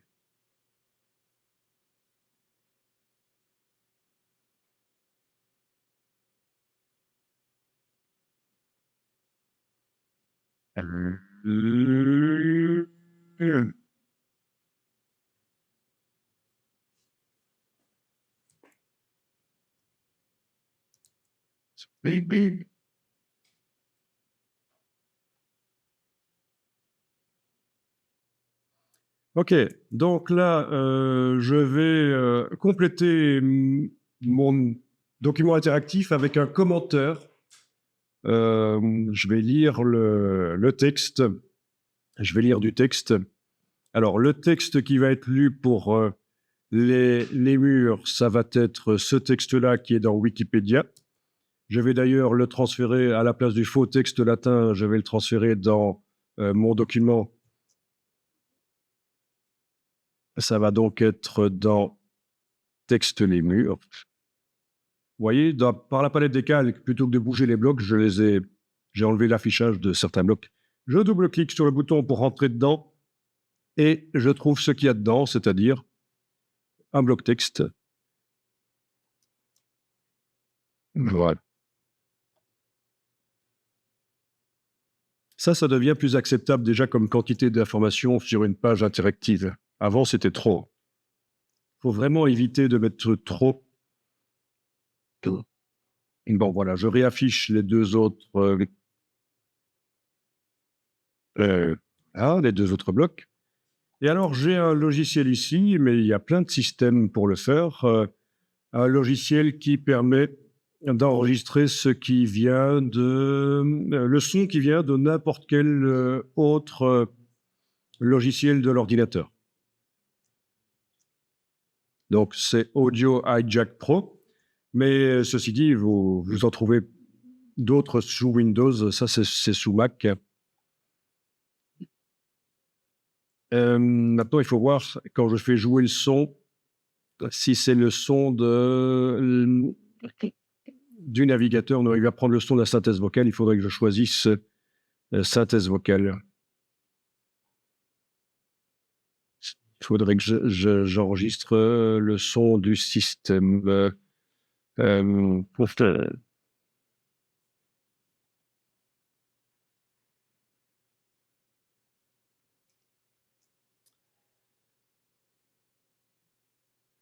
Ouais.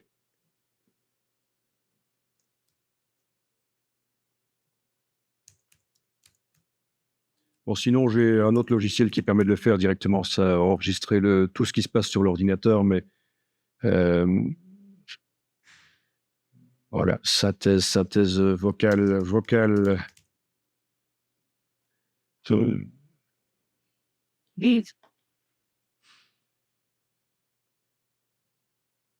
Ah, voilà.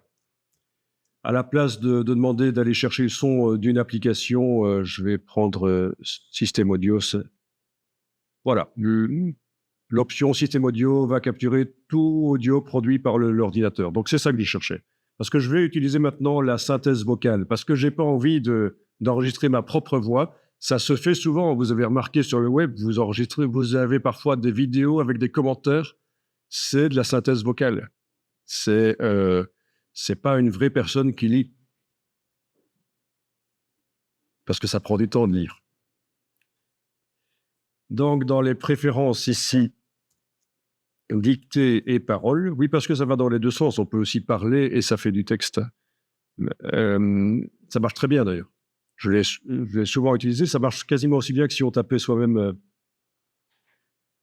Donc, voyons un peu ça. Amélie. Bonjour, je m'appelle Amélie. Je suis une voix canadienne. Va bien, en canadien en plus. Et donc, le raccourci, c'est commande majuscule R. Voyons si mes petits curseurs bougent. Bonjour, je m'appelle Amélie. Je suis une voix canadienne. Bonjour, je m'appelle Amélie. Je suis une voix canadienne. Bon, ça marche. J'arrive à capturer le son produit par l'ordinateur avec mon Audio Hijack Pro. Je vais donc, maintenant que j'ai choisi la voix et que je connais le raccourci clavier, commande majuscule R, je vais sélectionner le texte ici.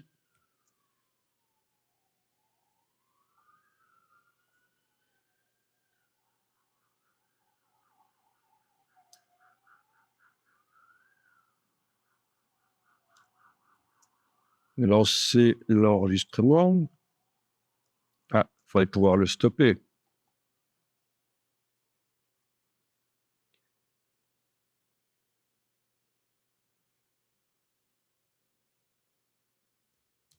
Ce lémurien malgache affronte les autres mâles à coups de dard pestilentiel, rive nécessaire, caractéristique de chaque animal, dégagé par des glandes situées sur ses avant-bras et près des régions génitales. L'individu qui dégage les odeurs les plus fortes gagne et repart avec les faveurs de la femelle, rive nécessaire. La femelle porte 1 à 2 petits et la gestation dure entre 120 et 136 jours.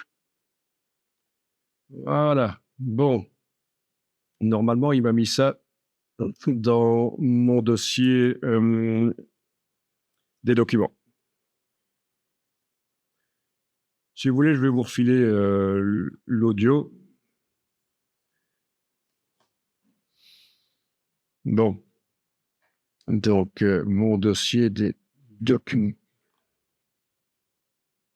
Ce logiciel, c'est Donc, Audio Hijack Pro, c'est à mon avis que pour les Mac, mais vous en avez plein sur Windows et des gratuits qui permettent de faire ça. Il suffit d'imaginer ce que vous voulez faire et vous allez forcément trouver.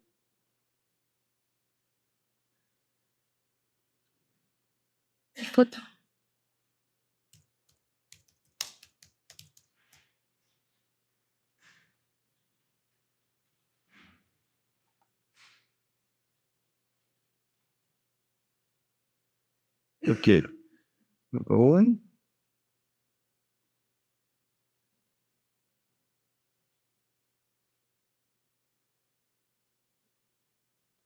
Alors là, Ce lémurien malgache affronte les autres mâles à coups de dard pestilentiel, rive nécessaire, caractéristique.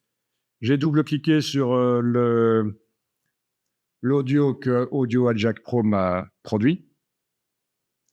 Ça m'a ouvert iTunes. J'ai fait commande L pour afficher le morceau en cours de lecture. Et pour le AIFF, c'est comme du Wave en fait. C'est super lourd. 4,6 mégas pour les 30 secondes de lecture, c'est inacceptable. Donc, je vais faire clic droit. Il faudrait d'abord que j'aille dans les paramètres d'exportation, parce que je vais faire une conversion vers un MP3 en fait. Et il faut que j'aille voir dans les paramètres réglage d'importation. Voilà, réglage d'importation, c'est réglé en quoi? Encodeur MP3, c'est parfait. En 48 kilobits par seconde mono, encore mieux, c'est optique. Et donc, quand je fais un clic droit là-dessus et que je demande de convertir, créer une version MP3, ça va me faire une version MP3 avec les paramètres que j'avais choisis dans le réglage d'importation de CD. Le voilà, il est là. Ce lémurien malgache affronte les autres mâles à coups. Voilà, la qualité est bonne, on n'entend pas la différence par rapport au fichier beaucoup plus lourd. Alors, ce fichier, je vais le déplacer vers mon document qui contient mon InDesign.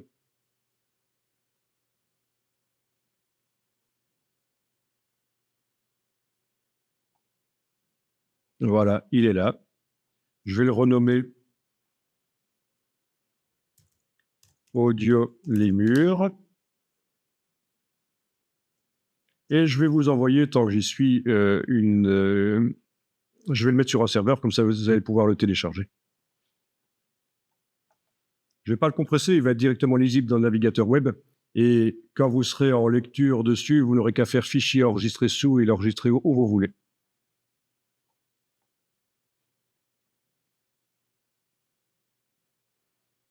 Au niveau de la taille, par rapport aux 4,6 mégas qu'on avait avant, on est passé à 0,15 mégas.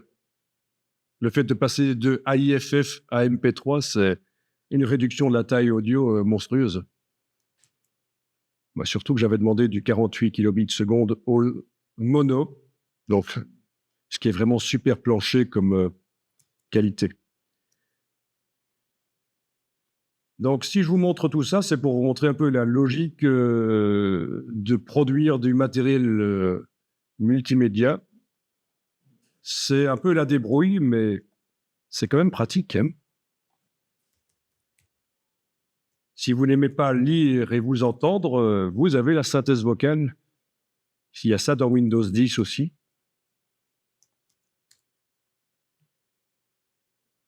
Ok. Ce lémurien Mangasha. Alors, le son, vous allez pouvoir le télécharger en tapant ceci, si vous voulez. Vous avez le son dans le navigateur, ben, cliquez dessus, faites un clic droit. Sur la barre, vous avez une barre de lecture qui apparaît. Enregistrez le fichier audio sous, vous avez ça? Super.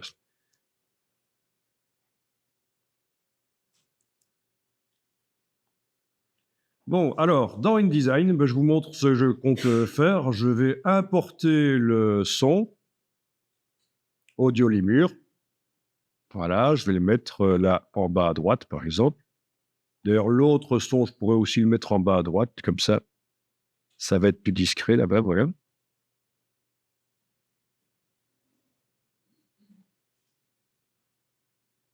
Ils peuvent être superposés d'ailleurs, en fait. Ben oui. En tout cas, voilà. Le son audio Lemur est maintenant sur la page. Je vais faire un bloc texte. Regardez, vous allez tester après si vous voulez. Et je vais appeler ça, oui, le bloc texte, il faut que j'aille retirer le style de paragraphe qui foire.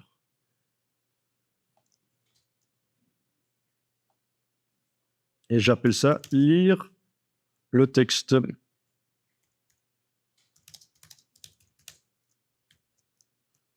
Ok, je vais lui donner vaguement l'aspect d'un bouton cliquable.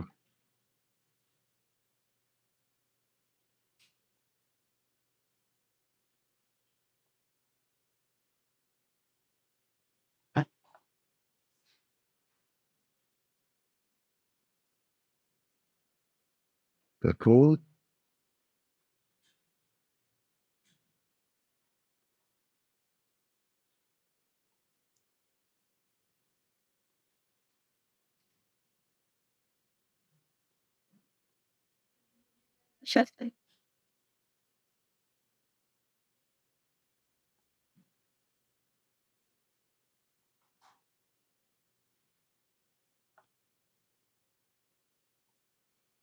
Donc, on est à l'époque du flat design, donc faut pas hésiter à faire du flat, des aplats.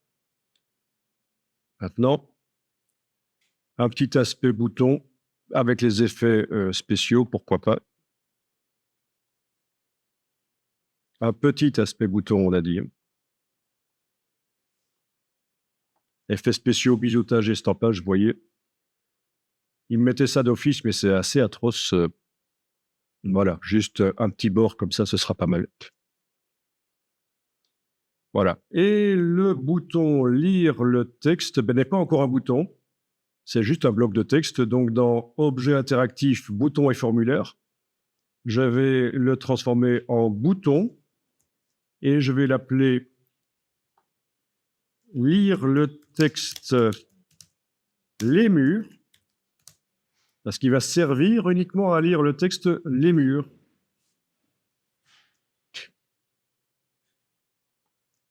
Et donc, au niveau du son,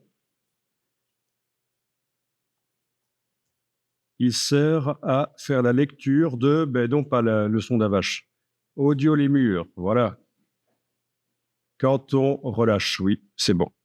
Quand on relâchera le clic sur lui, d'accord?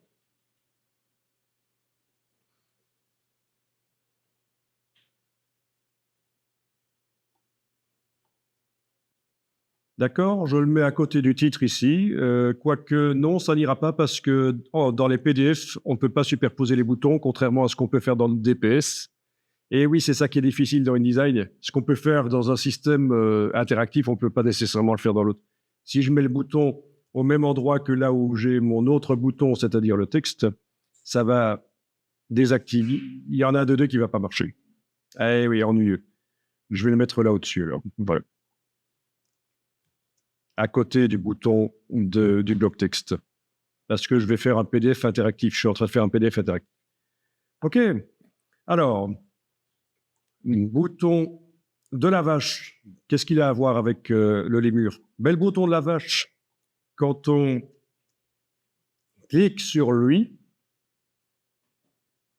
il joue le son. D'accord? Quand on fait un survol, il doit masquer le bouton qui s'appelle « Lire texte Lémur ». Ah oui. Logique, hein, si je vais aller sur la vache, ça va afficher le texte de la vache. Le texte Lémur disparaît de l'écran, mais également le bouton « Lire texte Lémur ». Logique. Et le lémur, quand je vais sur lui, il fait apparaître le texte lémur logique, il fait disparaître le texte vache, il fait aussi apparaître le bouton « Lire texte lémur ». En plus de faire apparaître le texte du lémur, il fait apparaître le bouton « Lire le texte lémur » quand je survole l'image du lémur.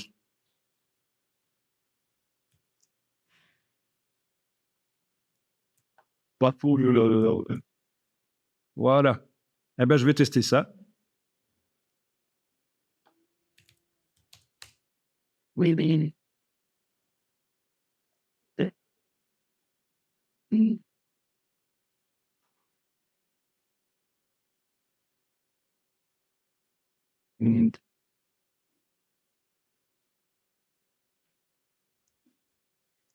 Bon, donc, les consignes sont là. Cliquez sur l'image de votre choix pour entendre le son de l'animal. J'ai oublié quelque chose.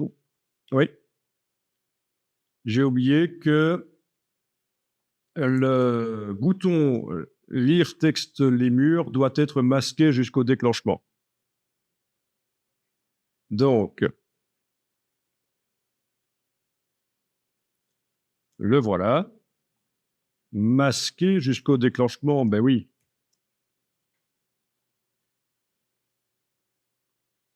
Je réexporte.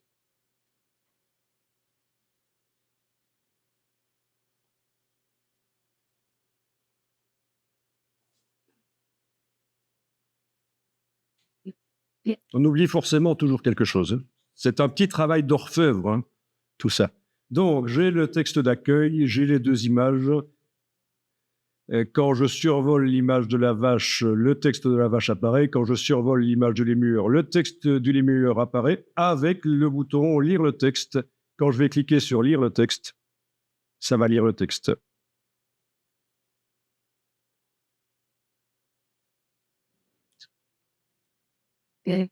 Sauf que ça ne marche pas. Et pourquoi ? Ce lémurien mâle gâche affronte les autres mâles à coups d'odeur pestilentielle, rive nécessaire, caractéristique de chaque animal, dégagé par des glandes situées sur ses avant. Ok.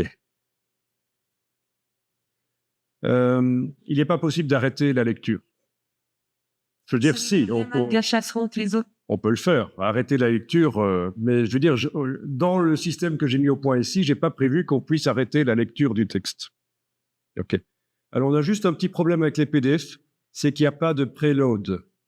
C'est-à-dire que quand je clique sur un bouton, vous avez sans doute remarqué, notamment le bouton du son, quand je clique sur un bouton de son, il faut souvent que je clique une seconde fois pour que ça marche. Ça, c'est parce que ça n'est pas préchargé. Voilà. Il n'y a pas ce qu'on appelle un preload qui ferait en sorte que dès que je clique sur le bouton, le son est déjà prêt à être lu et ça marche tout de suite. Ça, c'est un peu ennuyeux. Bon, ben, faut peut-être préciser aux gens de double-cliquer et ça devrait le faire.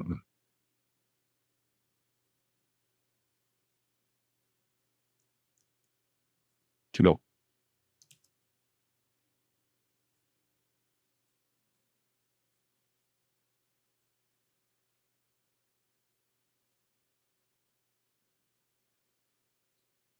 Ok.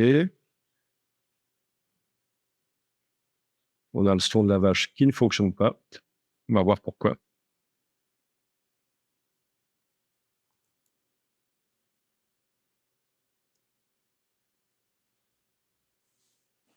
Ah, mais forcément, c'est parce que j'avais coupé mon son. Haha, idiot. Voilà. Donc, ça fonctionne. Pas de problème. Donc, je vais faire en sorte qu'on puisse couper le son. Et pour ça, je vais faire ceci. Je duplique le bouton avec la touche Alt.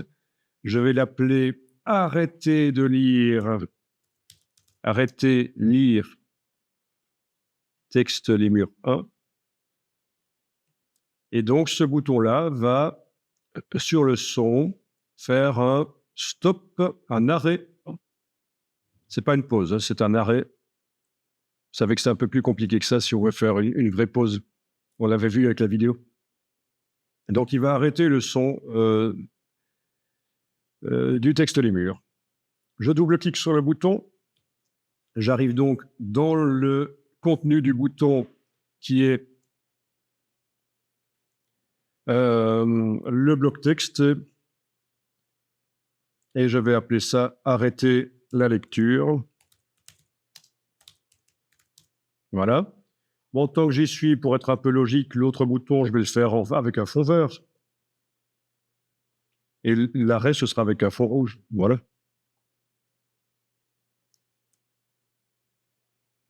Ce bouton « Arrêter la lecture » est également masqué jusqu'au déclenchement. C'est logique, c'est... Voilà. Ah oui, et alors, au niveau du son, attention, arrêtez de lire quoi? Arrêtez de lire le son audio les murs. C'était pas bon, en fait, hein, voilà. Son audio les murs. Il avait pris le son de la vache. Donc, ça va. Les deux concernent bien le son du lémur. La lecture du texte lémur.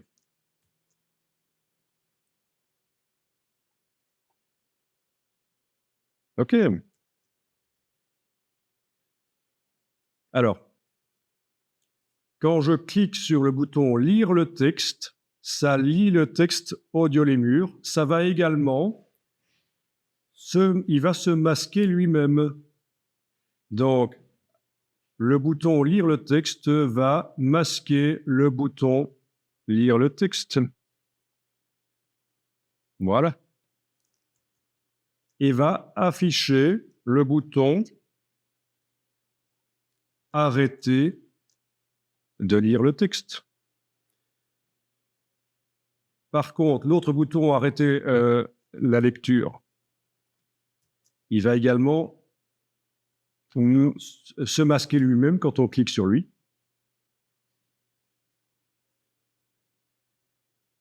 Et il va réafficher l'autre bouton qui permet de relancer la lecture. Donc, c'est une bascule. Quand on clique sur un bouton, il fait son action. Celui-ci, il va arrêter la lecture du texte. Il va se masquer lui-même et réafficher l'autre. Et les deux doivent être au même endroit. Voilà. Ne pas oublier, et oui, je sais, c'est Chipo, ne pas oublier que les autres images, notamment la vache, doit, au moment où on survole, doit maintenant masquer le bouton « Lire le texte les murs », c'était déjà le cas, mais également masquer le bouton « Arrêter lire texte les murs ». On ne sait pas lequel des deux sera affiché au moment où on va survoler la vache. Est-ce que c'est le bouton « Lire texte les murs » ou « Arrêter de lire le texte les murs » qui sera affiché? Donc, il faut demander que quand on survole la vache, ça masque les deux boutons.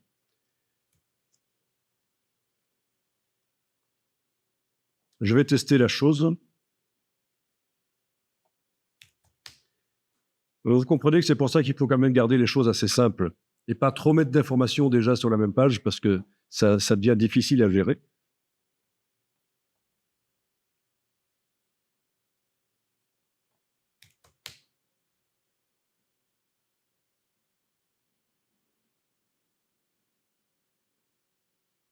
Voilà, donc,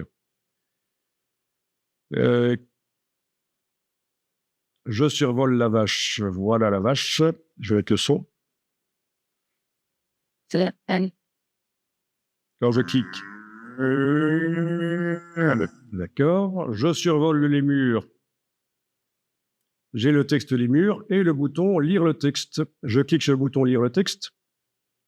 Il se transforme en « Arrêter lecture ».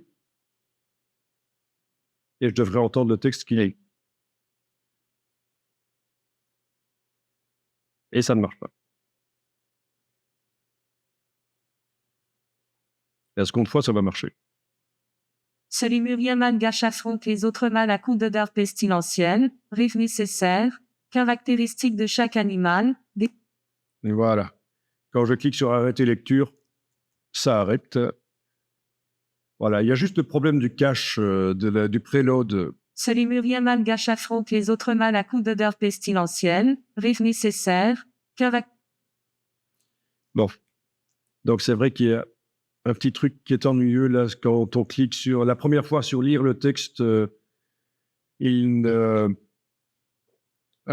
fonctionne pas tout de suite.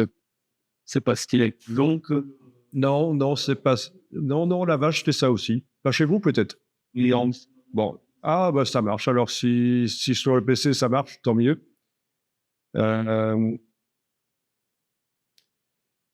Voilà. Comment ça se fait qu'on ne voit pas les... Je les ai superposés tous les deux, en fait. Mais c'est moi, en fait, je l'avais mis sur...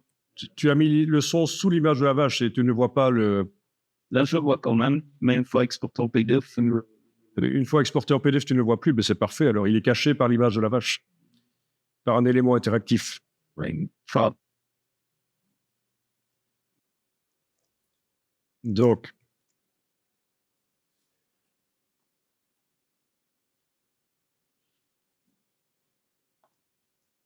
ici, j'ai deux boutons lire le texte.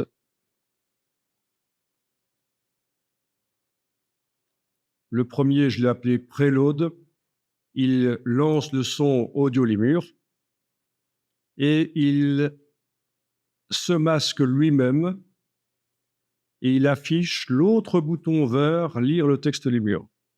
Et ce bouton vert lire le texte Lemur, il fait la même chose, il lit le son et quand on clique sur lui, il va se masquer lui-même et afficher le bouton rouge arrêter lire ce texte Lemur.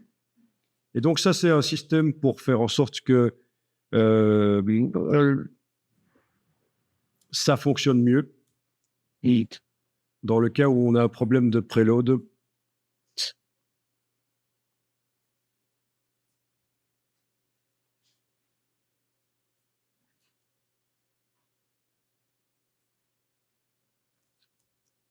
Voilà, je survole le lémur, le texte lémur apparaît, lire le texte apparaît, c'est le premier bouton. Je clique sur lui, il lance le son. Il s'est masqué lui-même et ce que je vois là, c'est le deuxième bouton de lecture sur lequel je clique. Et là, ça va réellement lire parce que c'est la deuxième fois que j'appelle le son. malgache affronte les autres mâles à coups d'odeur pestilentielle. Il faut, puisqu'on sait qu'il faut cliquer 2 fois pour que la chose arrive. Voilà donc un petit système qui permet de faire ça. Bon, c'est vrai que ça devient chipot, mais c'est pas insurmontable.